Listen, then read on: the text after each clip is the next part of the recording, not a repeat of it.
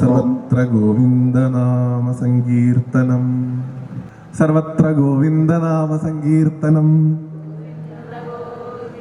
സർവത്ര ഗോവിന്ദനാമ സങ്കീർത്തനം. ശ്രീ ഗുരുവായൂരപ്പ ശരണം, ശ്രീ ഗുരുവായൂരപ്പ ശരണം, ശ്രീ ഗുരുവായൂരപ്പ ശരണം. ഹരേ നമഃ. കവിക്കാട് ശ്രീകൃഷ്ണസ്വാമി ക്ഷേത്രത്തിൻ്റെ ഈ തിരുമുറ്റത്ത് ഭഗവാന്റെ തന്നെ പ്രത്യക്ഷ സ്വരൂപമായിട്ടുള്ള ശ്രീമദ് ഭാഗവതം, ആ ശ്രീമദ് ഭാഗവതത്തിൽ തന്നെ ഏറ്റവും പ്രശസ്തവും ചൈതന്യവും നിറഞ്ഞതുമായിട്ടുള്ള നരസിംഹാവതാരം സംഭവിച്ചു കഴിഞ്ഞ ഒരു നിമിഷത്തിൽ ഭഗവാന്റെ മുമ്പിൽ ഇരുന്നുകൊണ്ട് ഭഗവത് ചിന്തകളെക്കുറിച്ചും ഭഗവത് കാര്യങ്ങളെക്കുറിച്ചുമുള്ള ചെറിയൊരു സംവാദ സദസ്സ്, അതിൽ പങ്കെടുക്കാൻ സാധിച്ചതിലുള്ള വലിയ ഭാഗ്യം, ആദ്യം തന്നെ അതിന് കാരണക്കാരനായിട്ടുള്ള ഗുരുവായൂരപ്പനോട് നന്ദി പറയുന്നു. ഈ മണ്ണിൽ നിൽക്കുമ്പോൾ മള്ളിയൂർ പോയിട്ടാണ് ഞാൻ ഇവിടേക്ക് വരുന്നത്. ഭാഗവതത്തിന് ഇന്ന് കാണുന്ന പേരും പ്രശസ്തിയൊന്നും ഇല്ലാതിരുന്നൊരു സമയത്ത് ഭാഗവതം എന്താണ് എന്ന് ഈ ലോകത്തിന് മുഴുവൻ പഠിപ്പിച്ച ഒരു ഗുരുനാഥന്റെ മണ്ണിൽ ഇരുന്നുകൊണ്ടാണ് നമ്മൾ ഭഗവാന്റെ കഥകൾ കേൾക്കുന്നത്. ഭാഗവതം എന്ന് പറയുന്നത് നിങ്ങൾക്ക് ഓൾറെഡി അറിയാം. ശ്രീമദ് ഭാഗവതാഖ്യോയം പ്രത്യക്ഷ കൃഷ്ണയേവഹി എന്നാണ്. ഭഗവാൻ സ്വധാമത്തിലേക്ക് തിരിച്ചുപോയി എന്ന് ഭാഗവതം പറയുന്നില്ല. ഭാഗവതത്തിൽ തന്നെ ഭഗവാൻ ഉണ്ട് എന്നാണ് ഭാഗവതം പറയുന്നത്. ആ ഭാഗവതമാണ് കഴിഞ്ഞ 3 ദിവസങ്ങളായിട്ട് നിങ്ങൾ കേട്ടുകൊണ്ടിരിക്കുന്നത്. ആ ഭാഗവതമാണ് ഇനി നാളെ മുതൽ അവതാരങ്ങളുടെ ഒരു പ്രവാഹം, അതിൻ്റെ അവസാനം ആ പൂർണ്ണാവതാരമായിട്ടുള്ള ഭഗവാന്റെ അവതാരം ഉണ്ടാവാൻ പോകുന്നു. എനിക്ക് നല്ല അസൂയുണ്ട് നിങ്ങളോട്. കാരണം നാളെ കൃഷ്ണാവതാരം കേൾക്കാൻ പോകുന്ന 5-ാം ദിവസം രാവിലെ മുതൽ ഭഗവാന്റെ ബാലലീലകൾ കേൾക്കാൻ പോകുന്ന ഒരു സദസ്സിനോടാണ് ഞാൻ സംസാരിക്കുന്നത്. എനിക്ക് ഉടനെ ഒന്നും ഒരു ഭാഗവതം കേൾക്കാനുള്ള ഭാഗ്യം ഭഗവാൻ തന്നിട്ടില്ല. ഇപ്പോൾ വൈശാഖമൊക്കെ ആവേണ്ടി വരും ചിലപ്പോൾ. ഭഗവാൻ വെയിറ്റ് ചെയ്യുകയാണ്. ഞാൻ പോയി പറയുന്നതല്ലാതെ ശ്രീധരനൊക്കെ പോലെയുള്ള ഭഗവാനെയും ഭാഗവതത്തെയും അത്ര തന്നെ അറിയുന്ന ആചാര്യന്മാരുടെ വായിൽ നിന്ന് ഭാഗവതത്തെക്കുറിച്ച് കേൾക്കുക എന്ന് പറയുന്നത് സുഹൃതം ചെയ്ത ആളുകൾക്ക് മാത്രമേ സാധിക്കുള്ളൂ. ശ്രീമദ് ഭാഗവതം എന്ന് പറയുന്നത് ജന്മങ്ങളുടെ സുഹൃതമുണ്ടെങ്കിൽ മാത്രം ലഭിക്കുന്ന ഒന്നാണെന്ന് നിങ്ങൾക്ക് അറിയാം. ആ ഭാഗവതം കിട്ടിയിട്ടുള്ളവരാണ് നിങ്ങൾ. ആ ഭാഗവതത്തെ അറിഞ്ഞുകൊണ്ടിരിക്കുന്ന ആൾക്കാരാണ് നിങ്ങൾ. അങ്ങനെയുള്ള ആ ഭാഗവതത്തെ അറിയുമ്പോൾ ഭഗവാനിലേക്കുള്ള നമ്മുടെ ദൂരം കുറയും. ഒരു നിമിഷത്തിൽ നമ്മൾ തന്നെ തിരിച്ചറിയും നമ്മൾ തന്നെയാണ് ഭഗവാൻ, ഞാൻ ഭഗവാന്റെ അംശമാണ് എന്ന്. അതിലേക്കുള്ള യാത്രയാണ് ഓരോ സപ്താഹങ്ങളും ഓരോ ആധ്യാത്മിക സദസ്സും ഈ പ്രഭാഷണമൊക്കെ. ആ യാത്രയിൽ നമ്മൾ കടന്നു പോകുമ്പോൾ കാണുന്ന ഏതോ ഒരു ബോർഡോ ഒരു മരച്ചില്ലേക്കാണെന്ന് മാത്രം. ആ യാത്ര അവസാനിക്കേണ്ടത് തീർച്ചയായിട്ടും ഭഗവാനിലേക്ക് തന്നെയാണ്. ഇവിടെ അത് പറയാൻ ഏറ്റവും അനുയോജ്യമായിട്ടുള്ളൊരു സദസ്സാണ്. ശ്രീധരേട്ടനെ ഇവിടെ വരുന്നതിന് മുമ്പ് എനിക്ക് ചെറിയൊരു പരിചയം ഉണ്ടായിരുന്നു. പക്ഷെ അദ്ദേഹം യജ്ഞാചാരനായി വർത്തിക്കുന്ന ഒരു യജ്ഞത്തിൽ വന്ന് ഒരു പ്രഭാഷണം നടത്താനുള്ള ഭാഗ്യം ഗുരുവായൂരപ്പൻ എനിക്ക് വേണ്ടി കാത്തുവെച്ചു. വളരെയധികം സന്തോഷം. കവിക്കാട് വന്ന് ഭഗവാനെക്കുറിച്ച് സംസാരിക്കാനുള്ള ഒരു ഭാഗ്യം ഗുരുവായൂരപ്പൻ കാത്തുവെച്ചു. അതിലും വലിയ സന്തോഷം. അതൊക്കെ പറയാൻ അവസരം ഉണ്ടായിട്ടുള്ള ഈ ദിവസം, നരസിംഹാവതാരം കഴിഞ്ഞിരിക്കുന്ന ഈ സമയം, ഇവിടെ നിങ്ങൾ കേട്ടു നേരത്തെ ഏറ്റവും പ്രശസ്തമായിട്ടുള്ള ഭാഗവതത്തിന്റെ കോർ, ഭാഗവതത്തിന്റെ എസൻസ്, ഭാഗവതത്തിനെ ഇങ്ങനെ പിഴിഞ്ഞെടുത്തു കഴിഞ്ഞാൽ അതിൽ നിന്ന് കിട്ടുന്ന ചാറ്, അതിലേറ്റവും രുചിയുള്ള ഒരു സിറപ്പ് നേരത്തെ അവിടെ ആചാര്യൻ അതിനെക്കുറിച്ച് സംസാരിച്ചു. പ്രഹ്ലാദൻ പറയുന്ന ആ വാചകം നവതാഭക്തിയെ കുറിച്ചിട്ട് അല്ലെ? ശ്രവണം കീർത്തനം വിഷ്ണു, സ്മരണം പാദസേവനം, അർച്ചനം വന്ദനം, ദാസ്യം സഖ്യം ആത്മനിവേദനം. അവസാനം ആത്മനിവേദനം ആണ്. ഞാൻ നേരത്തെ പറഞ്ഞല്ലോ, നമ്മളും ഭഗവാൻ ഒന്നായിത്തീരുന്ന ആ നിവേദന സമയം, നമ്മൾ അങ്ങോട്ട് ഭഗവാനിലേക്ക് ലയിക്കുന്ന ആ സമയം, നമ്മൾ ശ്രവണത്തിൽ എത്തിയിട്ടേ ഉണ്ടാവുള്ളൂ. ചിലപ്പോൾ ഒരു തെറ്റുമില്ല. ഗുരുവായൂരപ്പൻ എങ്ങനെയാണ് നമ്മുടെ മനസ്സിലേക്ക് വരുന്നത്? നമ്മളിങ്ങനെ കണ്ണടച്ചിരിക്കുമ്പോൾ ഭഗവാൻ ഇങ്ങനെ ഒരു ചൈതന്യമായിട്ട് ഇങ്ങനെ വന്ന് നമ്മുടെ ഹൃദയത്തിലേക്ക് ഇങ്ങനെ കയറുകയാണോ ചെയ്യണം? അല്ല. ഭഗവാൻ നമ്മുടെ മനസ്സിലേക്ക് പ്രവേശിക്കുന്നത് ഈ 2 കാതുകളിലൂടെയാണ് എന്നുള്ളത് കൃത്യമായിട്ട് മനസ്സിലാക്കുക. അതുകൊണ്ടാണ് പ്രഹ്ലാദൻ പറഞ്ഞത് ശ്രവണം ആദ്യത്തെ പടിയാണ്. ABCD AIE നഴ്സറി ക്ലാസ് എങ്ങനെ വേണമെങ്കിൽ നിങ്ങൾ വിളിച്ചോളൂ. പക്ഷെ ഇതില്ലാതെ ഒരു സ്റ്റെപ്പ് നമുക്ക് മുന്നോട്ട് വയ്ക്കാൻ സാധിക്കില്ല. അത്രയധികം പ്രാധാന്യമാണ് ശ്രവണത്തിന്.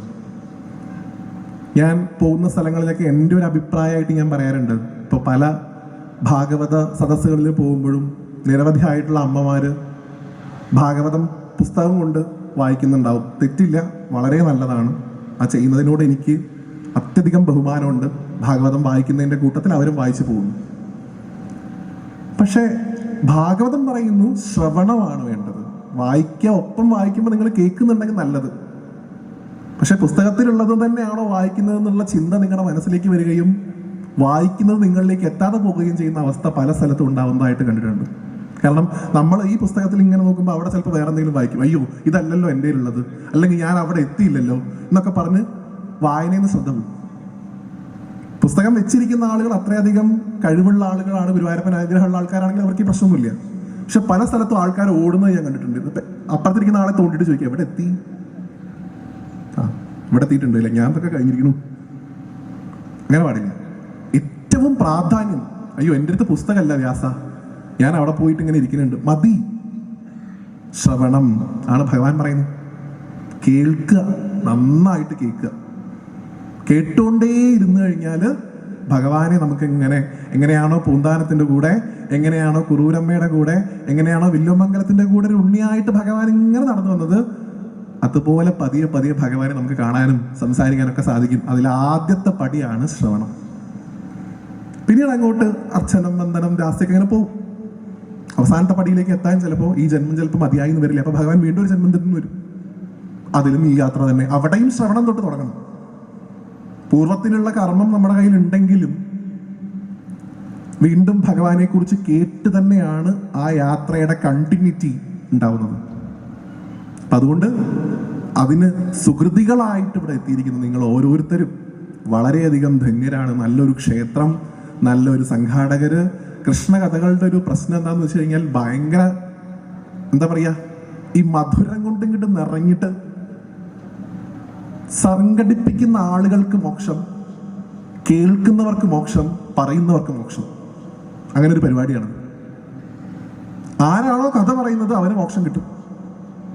ആരാണോ കഥ കേൾക്കുന്നത് അവർക്കും മോക്ഷം കിട്ടും. ആരാണോ കഥ പറയാനും കഥ കേൾക്കാനും അവസരം ഉണ്ടാക്കുന്നത് അവർക്കും മോക്ഷം കിട്ടും. അത് കൃഷ്ണകഥകളുടെ ഒരു പ്രത്യേകതയാണ്. എന്നാൽ ഈ ഭാഗവതം എന്ന് പറയുന്നത് കൃഷ്ണകഥകൾ മാത്രമാണോ? ഞാനിപ്പോൾ മഹാദേവന്റെ ഭക്തനാണ്, എനിക്ക് ഭാഗവതം വായിക്കാൻ പാടുമോ? മഹാദേവൻ എന്തെങ്കിലും പ്രശ്നം വരും? അങ്ങനെ ചോദിക്കുന്നവരുണ്ട്. ഞാൻ ദേവിയുടെ ഭയങ്കര ഭക്തിയാണ്. ഇപ്പൊ ഇവിടെ തന്നെ നമുക്ക് ഭഗവതി ഉണ്ട്, മഹാദേവനുണ്ട്, ഗുരുവായൂരപ്പനുണ്ട്. ഞാൻ ദേവിയുടെ പരമനായിട്ടുള്ള ഒരു ഭക്തനാണ്, എനിക്ക് ഭാഗവതം വായിക്കുന്നതുകൊണ്ട് എന്തെങ്കിലും പ്രശ്നമുണ്ടോ? ഭാഗവതം തീർച്ചയായിട്ടും ഒരു വൈഷ്ണവമായിട്ടൊരു ഗ്രന്ഥം മാത്രമാണോ? ഗുരുവായൂരപ്പനെ കുറിച്ച്, കൃഷ്ണനെ കുറിച്ച് മാത്രമുള്ളതാണോ എന്ന് കരുതുന്നുണ്ടോ? എന്നങ്ങനെ അല്ലാന്ന് ഭാഗവതം തന്നെ പറയുന്നു. ഭാഗവതത്തിന്റെ ഏറ്റവും പ്രധാനപ്പെട്ട ഉദ്ഘോഷങ്ങളിലൊന്ന്, ഭാഗവതം തുടങ്ങുന്നതും ഭാഗവതം അവസാനിക്കുന്നതും എങ്ങനെയാ?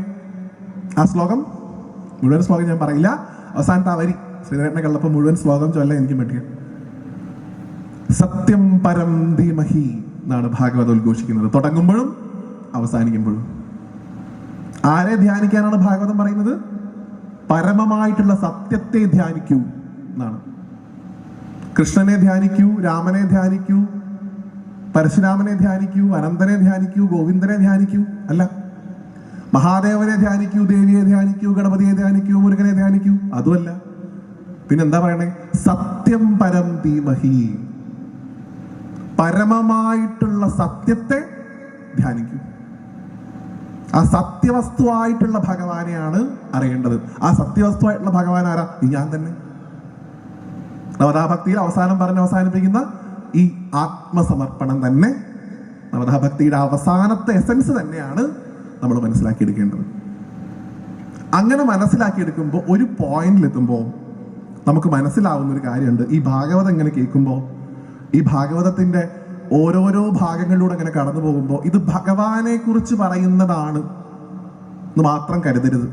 അങ്ങനെ കരുതിയാൽ ഭാഗവതത്തിന്റെ പൂർണ്ണമായിട്ടുള്ള ചാറ് നമുക്ക് കിട്ടില്ല. പിന്നെ ഭഗവാനെ കുറിച്ചും പറയുന്നുണ്ട്, അതിലുപരിയായിട്ട് ഭഗവാന്റെ ഭക്തരെ കുറിച്ച് പറയുന്ന ഒന്നാണ് ഭാഗവതം.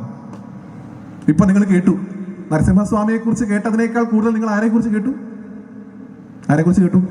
പ്രഹ്ലാദനെ കുറിച്ച് കേട്ടു അല്ലേ? ഇനി ഗുരുവായൂരപ്പന്റെ നാളെ അവതാരം ഉണ്ടായി കഴിഞ്ഞാൽ 5-ാം ദിവസം ബാലലീല തുടങ്ങി കഴിഞ്ഞാൽ ഭഗവാനെ കുറിച്ച് കേൾക്കുന്നത് പോലെ തന്നെ നിങ്ങൾ ഗോപിമാരെ കുറിച്ച് കേൾക്കും. നിങ്ങൾ ധ്രുവനെ കേട്ടു, നാളെ ഗജേന്ദ്രനെ കേൾക്കാൻ പോകുന്നു, ഇങ്ങനെ വൃതാസുരനെ കേട്ടു. ഇങ്ങനെ ഓരോരോ ഭക്തന്മാരുടെ മോഡൽ നമ്മുടെ മുമ്പിലേക്ക് ഇങ്ങനെ ഗുരുവായൂരപ്പൻ വെച്ച് തരാം. നമ്മൾ പറയും, അയ്യോ എനിക്കൊന്നും സാധിക്കില്ല, ഭഗവാനല്ലേ, ഭഗവാനൊക്കെ സാധിക്കും. അത് ഭഗവാനായതുകൊണ്ട് അത് നടന്നു. നമ്മളെപ്പോലുള്ളവർക്ക് എന്ത് സാധിക്കും? ഈ എക്സ്ക്യൂസ് പറയും നമ്മളിത് ഭഗവാൻ അറിയാം. അതുകൊണ്ട് ഭഗവാൻ എന്ത് ചെയ്തു? കുറെ ഭക്തന്മാരുടെ മോഡൽ കാണിച്ചു തന്നു. ദേ ഇവർക്കൊക്കെ ആവാമെന്നുണ്ടെങ്കിൽ നിങ്ങൾക്കും ആവാം. അത്രേ ഉള്ളൂ. ഭാഗവതം എന്ന് പറയുന്നത് ഭഗവാനെ കുറിച്ച് മാത്രമാണെന്ന് കരുതാതെ ഭാഗവതം എന്ന് പറയുന്നത് ഭഗവാന്റെ ഭക്തരെ കുറിച്ച് കൂടിയാണെന്ന് മനസ്സിലാക്കുക. നോക്കൂ, ഈ നവധാഭക്തി പറഞ്ഞല്ലോ, ഈ നവധാഭക്തിയുടെ ഓരോരോ ഉദാഹരണങ്ങൾ നിങ്ങൾക്ക് ഭാഗവതത്തിൽ കാണാൻ സാധിക്കും. ശ്രവണം ഒന്നാമത്തേത് നേരത്തെ പറഞ്ഞു. പ്രഹ്ലാദൻ അമ്മയുടെ ഗർഭത്തിൽ ഇരിക്കുമ്പോൾ തന്നെ കേട്ടിട്ടാണ് ഭഗവാനെ കുറിച്ച് അറിയുന്നത്. ഇതുപോലെ ഭഗവാനെ കാണാതെ, ഒരിക്കൽ പോലും ഭഗവാന്റെ ഒരു ഫോട്ടോ പോലും കാണാതെ, ഓ കൃഷ്ണൻ കൃഷ്ണൻ കൃഷ്ണൻ എന്ന് കേട്ട് ഭഗവാനെ കിട്ടിയ ഒരാളുണ്ട്. ആരാത്? ഞാൻ വെറുതെ ഇങ്ങനെ ഘോഷണം ചെയ്തു പോകും നിങ്ങൾ കരുതിയോ? നിങ്ങൾ എത്രയോ കാലങ്ങളായിട്ട് വിവിധങ്ങളായിട്ടുള്ള ആചാര്യന്മാരുടെ സപ്താഹങ്ങൾ കേൾക്കണ്ട. നിങ്ങൾ അറിയാതിരിക്കുന്നത് ഒരിക്കലും ഒരു തെറ്റല്ല. പക്ഷെ നമുക്കത് കണ്ടെത്താനുള്ള ശ്രമം കൂടെ വേണം. ഒരു സപ്താഹം കഴിഞ്ഞ് അടുത്ത സപ്താഹം വരുമ്പോൾ തുറക്കേണ്ടതല്ല ഭാഗവതം. ഭഗവാന്റെ പ്രത്യക്ഷ സ്വരൂപമാണത് എന്ന് പറഞ്ഞു അല്ലെ? ഇപ്പൊ എപ്പോഴും നമ്മുടെ കയ്യിൽ പുസ്തകം വെച്ച് ഇറങ്ങണം എന്നല്ല ഞാൻ പറയുന്നത്. ആ ഭാഗവത ധർമ്മം നമ്മുടെ മനസ്സിലുണ്ടാവണം. അങ്ങനെ കേട്ട് മാത്രം കൃഷ്ണനെ കിട്ടിയ ഒരാളുടെ കല്യാണമാണ് നിങ്ങൾ 5-ാം ദിവസം ആഘോഷിക്കുന്നത്. ആരുടെ? രുക്മിണി. ഭഗവാനെ കണ്ടിട്ടുണ്ടോ? കണ്ടിട്ടേ ഇല്ല, പാവം. ഭഗവാനെ കണ്ടിട്ടില്ല. കല്യാണം കഴിക്കുന്ന ആളെ കാണുന്നത് രഥത്തിലേക്ക് പിടിച്ചിട്ട് കയറ്റുമ്പോഴാണ്. ഇങ്ങനെയാണ് അല്ലേ? അപ്പോഴാ അറിയണേ. ഇന്ന് നിങ്ങൾ വായിച്ച ഇവിടെ ആചാര്യൻ പാരായണം ചെയ്ത ഈ നരസിംഹാവതാരം, ഭഗവാന്റെ ആ ഏറ്റവും ക്രോധഭാവം, നേരത്തെ പറഞ്ഞല്ലോ, രുദ്രാംശത്തോടു കൂടിയിട്ടുള്ള ഭഗവാന്റെ ആ സ്വരൂപം, ഇതേ സ്വരൂപത്തെ കുറിച്ച് നല്ല ബോധ്യമുള്ള ആളായിരുന്നു രുക്മിണി. നിങ്ങൾ കേൾക്കും, ഭഗവാന് കത്തെഴുതും രുക്മിണി. ആദ്യത്തെ ലവ് ലെറ്റർ, പ്രിയപ്പെട്ട കൃഷ്ണ നല്ല വിളിക്കുക, ഭുവന സുന്ദര എന്നുകൊണ്ടാ തുടങ്ങുക കത്തന്നെ. അതിന്റെ അവസാനത്തെ ഒരു വരിയുണ്ട്. നിങ്ങൾ ഇന്ന് നരസിംഹാവതാരം കേട്ട ആൾക്കാർ നിർബന്ധമായിട്ടും കേൾക്കണം രുക്മിണിയുടെ കത്ത്. രുക്മിണി കത്ത് അവസാനിക്കുമ്പോൾ പറയുന്നത് എങ്ങനെയാണ്?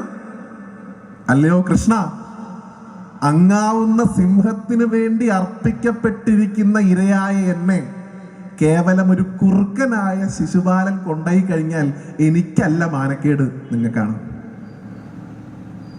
അപ്പൊ ഭഗവാൻ സിംഹമാണ് എന്നുള്ള ബോധ്യം ആർക്കുണ്ട്? രുക്മിണിക്കുണ്ട്.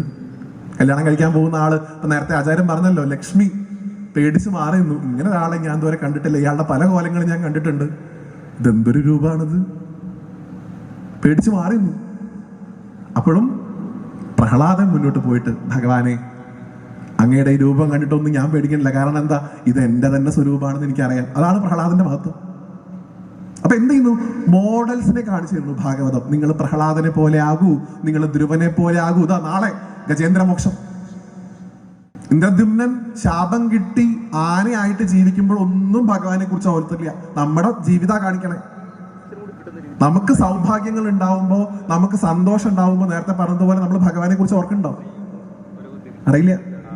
പക്ഷെ നമ്മൾ ഇങ്ങനെ താണ് പോകുമ്പോ വിളിക്കും അറിയാതെ, ഭഗവാനെ ഭഗവാനെ ഭഗവാനെ. ആ വിളിയൊന്നും ഉള്ളിൽ നിന്ന് വരുന്നതല്ലാതെ ഭഗവാനും അറിയാം. അതുകൊണ്ട് ഭഗവാൻ വെയിറ്റ് ചെയ്യും, നിൽക്കട്ടെ.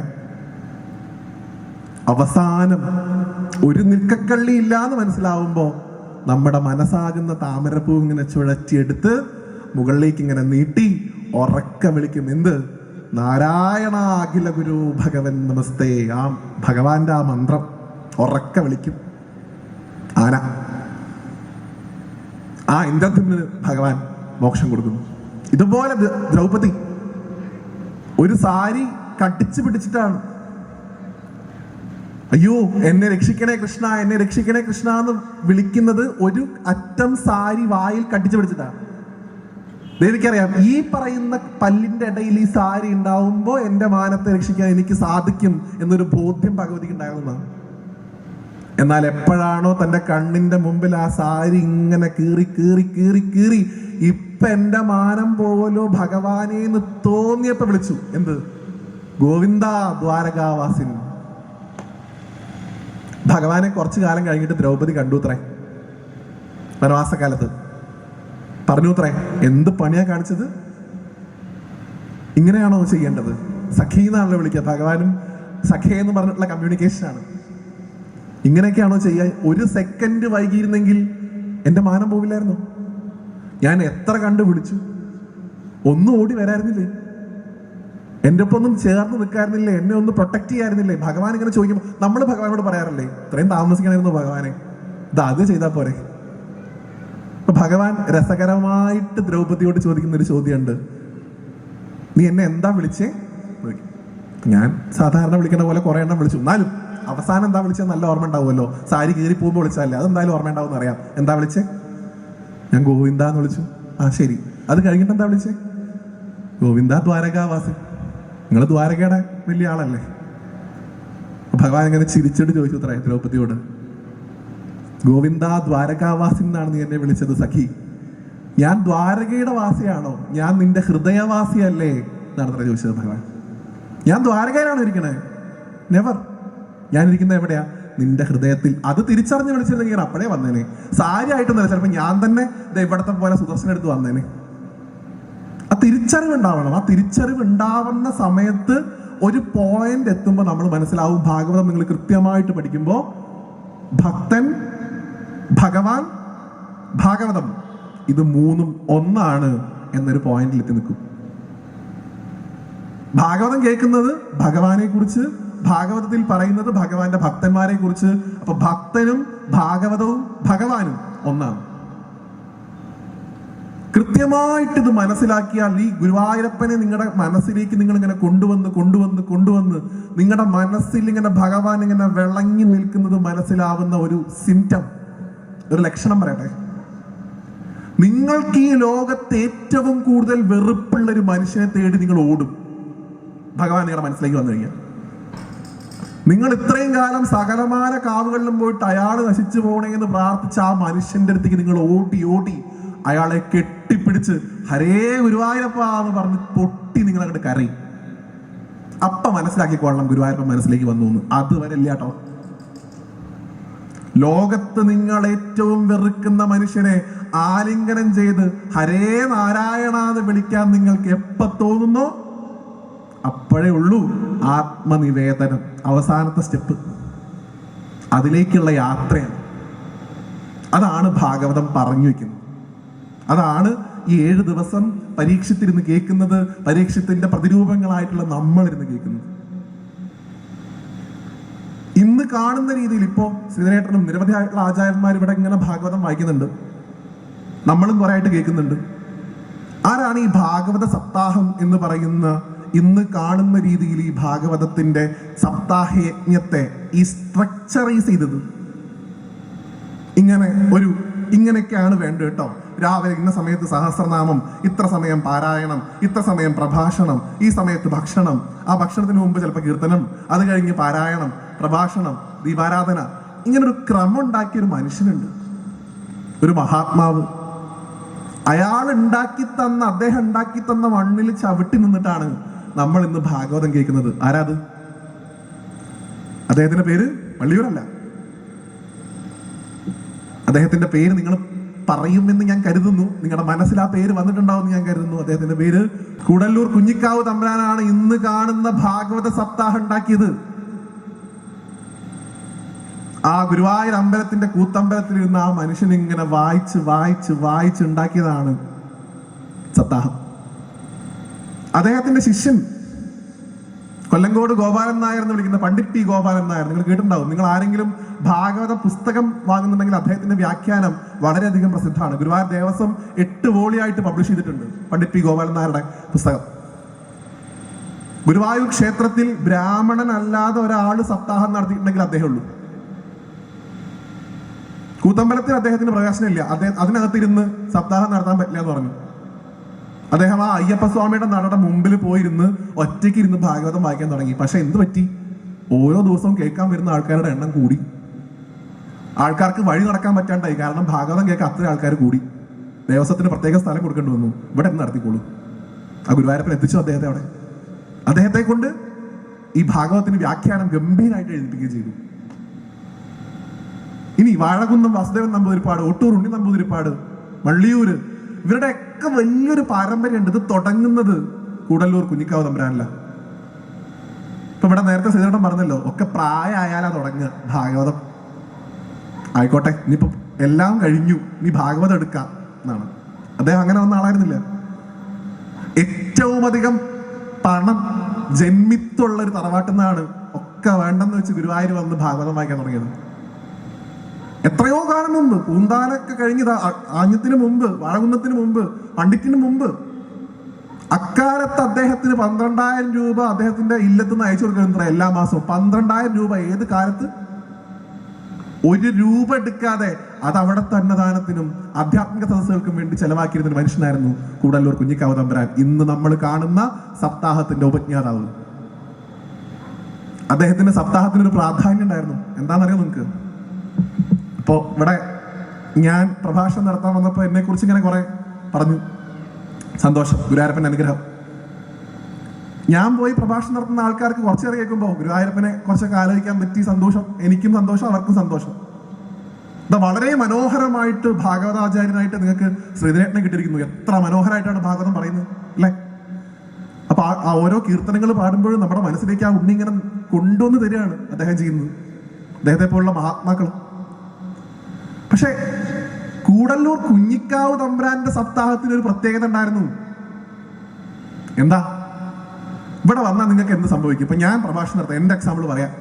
ഞാനിപ്പോ പറയുമ്പോൾ നിങ്ങൾ എന്റെ വാക്കുകൾ കേൾക്കുന്നുണ്ട്, നിങ്ങൾ ഗുരുവായൂരപ്പനെ കുറിച്ച് ആലോചിക്കുന്നുണ്ട്, കവിക്കാടിരിക്കുന്ന ഭഗവാനെ കുറിച്ച് ആലോചിക്കുന്നുണ്ട്. ആലോചനയിലൂടെ ഭഗവാൻ നമ്മുടെ മനസ്സിലേക്കൊക്കെ വരുന്നുണ്ട്, ആണല്ലോ.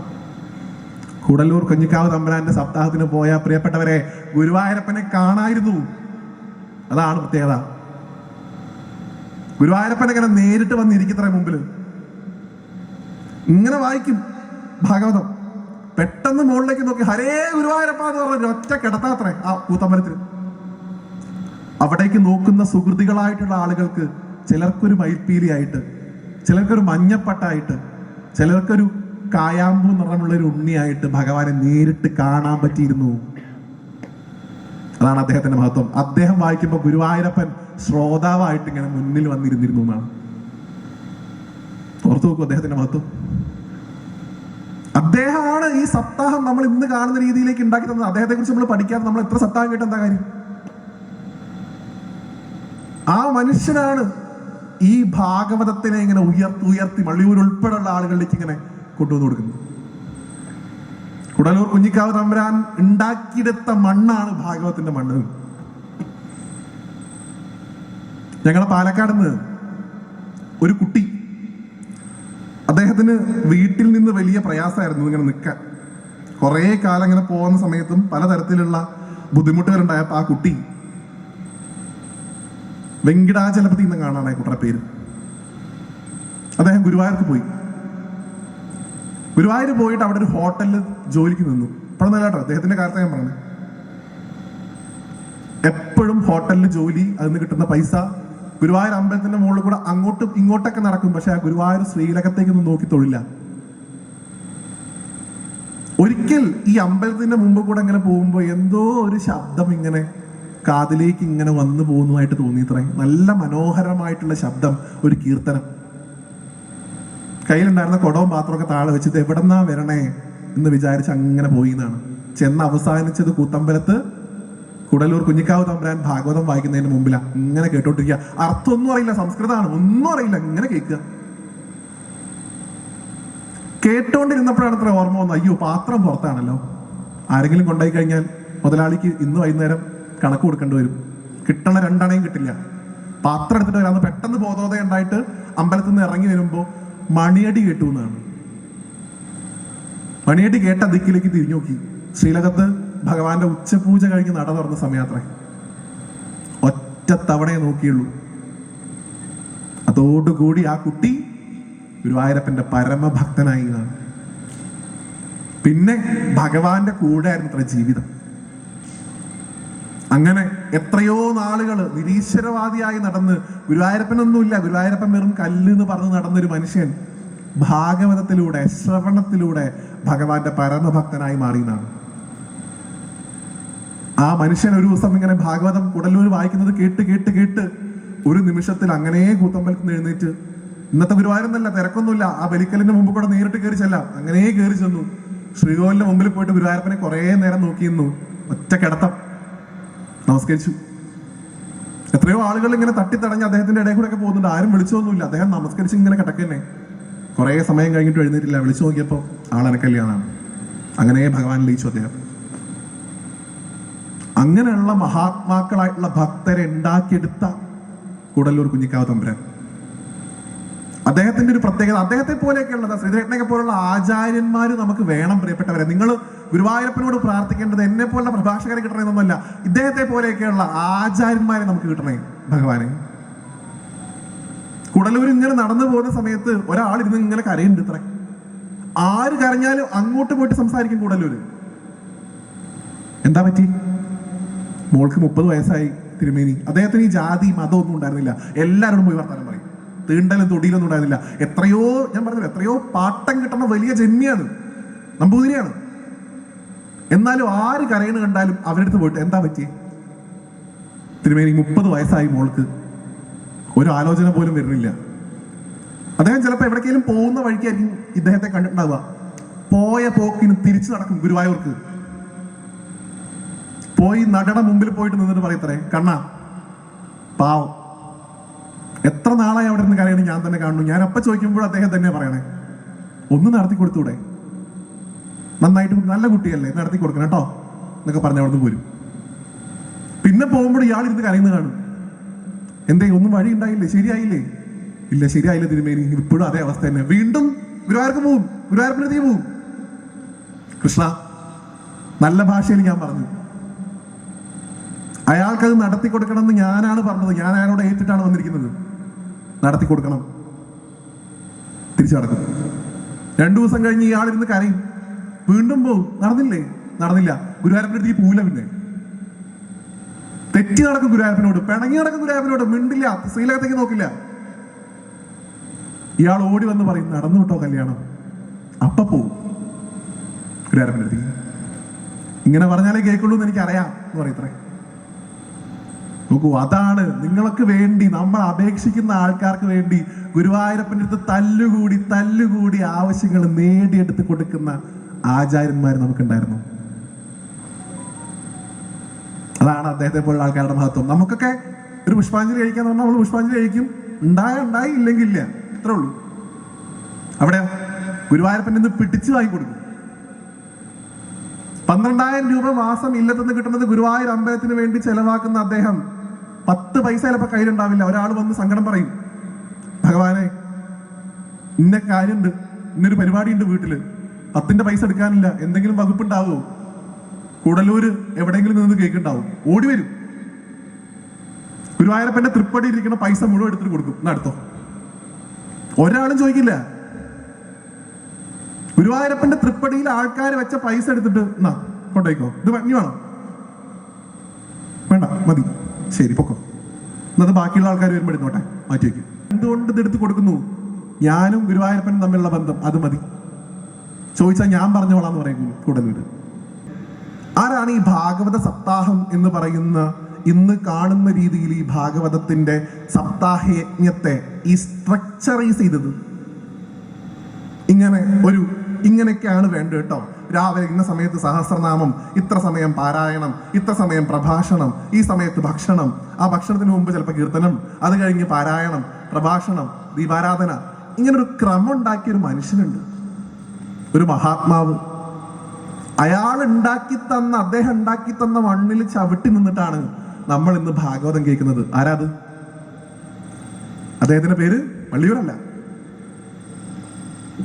അദ്ദേഹത്തിന്റെ പേര് നിങ്ങൾ പറയുമെന്ന് ഞാൻ കരുതുന്നു. നിങ്ങളുടെ മനസ്സിൽ ആ പേര് വന്നിട്ടുണ്ടാവുമെന്ന് ഞാൻ കരുതുന്നു. അദ്ദേഹത്തിന്റെ പേര് കൂടല്ലൂർ കുഞ്ഞിക്കാവ് തമ്പുരാൻ എന്നാണ്. കൂടല്ലൂർ കുഞ്ഞിക്കാവ് തമ്പുരാനാണ് ഇന്ന് കാണുന്ന ഭാഗവത സപ്താഹം ഉണ്ടാക്കിയത്. ആ ഗുരുവായൂർ അമ്പലത്തിന്റെ കൂത്തമ്പലത്തിൽ ഇരുന്ന് ആ മനുഷ്യൻ ഇങ്ങനെ വായിച്ച് വായിച്ച് വായിച്ച് ഉണ്ടാക്കിയതാണ് സപ്താഹം. അദ്ദേഹത്തിന്റെ ശിഷ്യൻ കൊല്ലങ്കോട് ഗോപാലൻ നായർ എന്ന് വിളിക്കുന്ന പണ്ഡിറ്റ് പി ഗോപാലൻ നായർ, നിങ്ങൾ കേട്ടിട്ടുണ്ടാവും. നിങ്ങൾ ആരെങ്കിലും ഭാഗവത പുസ്തകം വാങ്ങുന്നുണ്ടെങ്കിൽ അദ്ദേഹത്തിന്റെ വ്യാഖ്യാനം വളരെയധികം പ്രസിദ്ധമാണ്. ഗുരുവായൂർ ദേവസ്വം 8 വോളിയായിട്ട് പബ്ലിഷ് ചെയ്തിട്ടുണ്ട് പണ്ഡിറ്റ് പി ഗോപാലൻ നായരുടെ പുസ്തകം. ഗുരുവായൂർ ക്ഷേത്രത്തിൽ ബ്രാഹ്മണൻ അല്ലാതെ ഒരാൾ സപ്താഹം നടത്തിയിട്ടുണ്ടെങ്കിൽ അദ്ദേഹമേ ഉള്ളൂ. കൂത്തമ്പലത്തിൽ അദ്ദേഹത്തിന് പ്രകാശനമില്ല. അതിനകത്തിരുന്ന് സപ്താഹം നടത്താൻ പറ്റില്ല എന്ന് പറഞ്ഞു. അദ്ദേഹം ആ അയ്യപ്പസ്വാമിയുടെ നടയുടെ മുമ്പിൽ പോയിരുന്ന് ഒറ്റയ്ക്ക് ഇരുന്ന് ഭാഗവതം വായിക്കാൻ തുടങ്ങി. പക്ഷെ എന്ത് പറ്റി? ഓരോ ദിവസവും കേൾക്കാൻ വരുന്ന ആൾക്കാരുടെ എണ്ണം കൂടി. ആൾക്കാർക്ക് വഴി നടക്കാൻ പറ്റാണ്ടായി. കാരണം ഭാഗവതം കേൾക്കാൻ അത്രയും ആൾക്കാർ കൂടി. ദേവസ്വത്തിന് പ്രത്യേക സ്ഥലം കൊടുക്കേണ്ടി വന്നു. ഇവിടെ എന്ന് നടത്തിക്കോളൂ. ആ ഗുരുവായൂരപ്പൻ എത്തിച്ചു അദ്ദേഹത്തെ അവിടെ. അദ്ദേഹത്തെ കൊണ്ട് ഈ ഭാഗവതത്തിന് വ്യാഖ്യാനം ഗംഭീരമായിട്ട് എഴുതിപ്പിക്കുകയും ചെയ്തു. ഇനി വാഴകുന്നം വാസുദേവൻ നമ്പൂതിരിപ്പാട്, ഒട്ടൂർ ഉണ്ണി നമ്പൂതിരിപ്പാട്, വള്ളിയൂര്, ഇവരുടെയൊക്കെ വലിയൊരു പാരമ്പര്യമുണ്ട്. ഇത് തുടങ്ങുന്നത് കൂടല്ലൂർ കുഞ്ഞിക്കാവ് തമ്പുരാനല്ല. ഇപ്പൊ ഇവിടെ നേരത്തെ ശ്രീധരൻ പറഞ്ഞല്ലോ, ഒക്കെ പ്രായമായാലാ തുടങ്ങുക ഭാഗവതം. ആയിക്കോട്ടെ, ഇനിയിപ്പോ എല്ലാം കഴിഞ്ഞു, നീ ഭാഗവതം എടുക്കാം എന്നാണ്. അദ്ദേഹം അങ്ങനെ വന്ന ആളായിരുന്നില്ല. ഏറ്റവും അധികം പണം ജന്മിത്തുള്ള ഒരു തറവാട്ടിൽ നിന്നാണ് ഒക്കെ വേണ്ടെന്ന് വെച്ച് ഗുരുവായൂർ വന്ന് ഭാഗവതം വായിക്കാൻ തുടങ്ങിയത്. എത്രയോ കാലം മുമ്പ്, പൂന്താനൊക്കെ കഴിഞ്ഞത് ആഞ്ഞത്തിന് മുമ്പ്, വാഴകുന്നത്തിന് മുമ്പ്, പണ്ഡിറ്റിന് മുമ്പ്. അക്കാലത്ത് അദ്ദേഹത്തിന് 12,000 രൂപ അദ്ദേഹത്തിന്റെ ഇല്ലത്തുനിന്ന് അയച്ചു കൊടുക്കുന്നത് എല്ലാ മാസവും. 12,000 രൂപ ഏത് കാലത്ത്? 1 രൂപ എടുക്കാതെ അത് അവിടുത്തെ അന്നദാനത്തിനും ആധ്യാത്മിക സദസ്സുകൾക്കും വേണ്ടി ചെലവാക്കിയിരുന്ന മനുഷ്യനായിരുന്നു കൂടല്ലൂർ കുഞ്ഞിക്കാവ് തമ്പുരാൻ. ഇന്ന് നമ്മൾ കാണുന്ന സപ്താഹത്തിന്റെ ഉപജ്ഞാതാവ്. അദ്ദേഹത്തിന്റെ സപ്താഹത്തിനൊരു പ്രാധാന്യം ഉണ്ടായിരുന്നു. എന്താണെന്നറിയോ നിങ്ങൾക്ക്? ഇപ്പോ ഇവിടെ ഞാൻ പ്രഭാഷണം നടത്താൻ വന്നപ്പോൾ എന്നെ കുറിച്ച് ഇങ്ങനെ കുറെ പറഞ്ഞു. സന്തോഷം, ഗുരുവായൂരപ്പന്റെ അനുഗ്രഹം. ഞാൻ പോയി പ്രഭാഷണം നടത്തുന്ന ആൾക്കാർക്ക് കുറച്ചേറെ കേൾക്കുമ്പോൾ ഗുരുവായൂരപ്പനെ കുറച്ചൊക്കെ ആലോചിക്കാൻ പറ്റി. സന്തോഷം, എനിക്കും സന്തോഷം, അവർക്കും സന്തോഷം. ഇത് വളരെ മനോഹരമായിട്ട് ഭാഗവതാചാര്യനായിട്ട് നിങ്ങൾക്ക് ശ്രീധരേട്ടനെ കിട്ടിയിരിക്കുന്നു. എത്ര മനോഹരമായിട്ടാണ് ഭാഗവതം പറയുന്നത് അല്ലെ? അപ്പൊ ആ ഓരോ കീർത്തനങ്ങൾ പാടുമ്പോഴും നമ്മുടെ മനസ്സിലേക്ക് ആ ഉണ്ണി ഇങ്ങനെ കൊണ്ടുവന്ന് തരികയാണ് അദ്ദേഹം ചെയ്യുന്നത്, അദ്ദേഹത്തെ പോലുള്ള മഹാത്മാക്കൾ. പക്ഷെ കൂടല്ലൂർ കുഞ്ഞിക്കാവ് തമ്പുരാന്റെ സപ്താഹത്തിന് ഒരു പ്രത്യേകത ഉണ്ടായിരുന്നു. എന്താ? ഇവിടെ വന്നാൽ നിങ്ങൾക്ക് എന്ത് സംഭവിക്കും? ഇപ്പൊ ഞാൻ പ്രഭാഷണം നടത്താം, എന്റെ എക്സാമ്പിൾ പറയാം. ഞാനിപ്പോ പറയുമ്പോൾ നിങ്ങൾ എന്റെ വാക്കുകൾ കേൾക്കുന്നുണ്ട്, നിങ്ങൾ ഗുരുവായൂരപ്പനെ കുറിച്ച് ആലോചിക്കുന്നുണ്ട്, കവിക്കാടിരിക്കുന്ന ഭഗവാനെ കുറിച്ച് ആലോചിക്കുന്നുണ്ട്. ആലോചനയിലൂടെ ഭഗവാൻ നമ്മുടെ മനസ്സിലേക്കൊക്കെ വരുന്നുണ്ട്, ആണല്ലോ. കൂടല്ലൂർ കുഞ്ഞിക്കാവ് തമ്പുരാന്റെ സപ്താഹത്തിന് പോയ പ്രിയപ്പെട്ടവരെ, ഗുരുവായൂരപ്പനെ കാണായിരുന്നു. അതാണ് പ്രത്യേകത. ഗുരുവായൂരപ്പൻ ഇങ്ങനെ നേരിട്ട് വന്നിരിക്കത്രേ മുമ്പിൽ, ഇങ്ങനെ വായിക്കും ഭാഗവതം. പെട്ടെന്ന് മുകളിലേക്ക് നോക്കി ഹരേ ഗുരുവായൂരപ്പ എന്ന് പറഞ്ഞ ഒറ്റ കിടത്താത്രേ ആ കൂത്തമ്പലത്തിൽ. അവിടേക്ക് നോക്കുന്ന സുഹൃതികളായിട്ടുള്ള ആളുകൾക്ക് ചിലർക്കൊരു മയിൽപ്പീലിയായിട്ട്, ചിലർക്കൊരു മഞ്ഞപ്പട്ടായിട്ട്, ചിലർക്കൊരു കായാമ്പൂ നിറമുള്ള ഒരു ഉണ്ണിയായിട്ട് ഭഗവാനെ നേരിട്ട് കാണാൻ പറ്റിയിരുന്നു. അതാണ് അദ്ദേഹത്തിന്റെ മഹത്വം. അദ്ദേഹം വായിക്കുമ്പോൾ ഗുരുവായൂരപ്പൻ ശ്രോതാവായിട്ട് ഇങ്ങനെ മുന്നിൽ വന്നിരുന്നിരുന്നു എന്നാണ്. ഓർത്തു നോക്കൂ അദ്ദേഹത്തിന്റെ മഹത്വം. അദ്ദേഹമാണ് ഈ സപ്താഹം നമ്മൾ ഇന്ന് കാണുന്ന രീതിയിലേക്ക് ഉണ്ടാക്കി തന്നത്. അദ്ദേഹത്തെ കുറിച്ച് നമ്മൾ പഠിക്കാതെ നമ്മൾ എത്ര സപ്താഹം കേട്ട് എന്താ കാര്യം? ആ മനുഷ്യനാണ് ഈ ഭാഗവതത്തിനെ ഇങ്ങനെ ഉയർത്തി വള്ളിയൂർ ഉൾപ്പെടെയുള്ള ആളുകളിലേക്ക് ഇങ്ങനെ കൊണ്ടുവന്ന് കൊടുക്കുന്നത്. കൂടല്ലൂർ കുഞ്ഞിക്കാവ് തമ്പുരാൻ ഉണ്ടാക്കിയെടുത്ത മണ്ണാണ് ഭാഗവതത്തിന്റെ മണ്ണ്. ഞങ്ങളെ പാലക്കാട് നിന്ന് ഒരു കുട്ടി, അദ്ദേഹത്തിന് വീട്ടിൽ നിന്ന് വലിയ പ്രയാസമായിരുന്നു ഇങ്ങനെ നിൽക്കാൻ. കുറേ കാലം ഇങ്ങനെ പോകുന്ന സമയത്തും പലതരത്തിലുള്ള ബുദ്ധിമുട്ടുകളുണ്ടായപ്പോൾ ആ കുട്ടി വെങ്കിടാചലപതി എന്ന് കാണാണ് ആ കുട്ടിയുടെ പേര്. അദ്ദേഹം ഗുരുവായൂർക്ക് പോയി. ഗുരുവായൂർ പോയിട്ട് അവിടെ ഒരു ഹോട്ടലിൽ ജോലിക്ക് നിന്നു. ഇപ്പോഴൊന്നും കേട്ടോ, അദ്ദേഹത്തിന്റെ കാര്യത്തെ ഞാൻ പറഞ്ഞു. ഇപ്പോഴും ഹോട്ടലിൽ ജോലി, അതിന് കിട്ടുന്ന പൈസ, ഗുരുവായൂർ അമ്പലത്തിന്റെ മുകളിൽ കൂടെ അങ്ങോട്ടും ഇങ്ങോട്ടൊക്കെ നടക്കും. പക്ഷെ ആ ഗുരുവായൂർ ശ്രീലകത്തേക്കൊന്നും നോക്കി തൊഴില്ല. ഒരിക്കൽ ഈ അമ്പലത്തിന്റെ മുമ്പ് കൂടെ ഇങ്ങനെ പോകുമ്പോൾ എന്തോ ഒരു ശബ്ദം ഇങ്ങനെ കാതിലേക്ക് ഇങ്ങനെ വന്നു പോകുന്നതായിട്ട് തോന്നിയിത്രേ. നല്ല മനോഹരമായിട്ടുള്ള ശബ്ദം, ഒരു കീർത്തനം. കയ്യിലുണ്ടായിരുന്ന കുടവും പാത്രമൊക്കെ താഴെ വെച്ചിട്ട് എവിടെന്നാ വരണേ എന്ന് വിചാരിച്ച് അങ്ങനെ പോയി എന്നാണ്.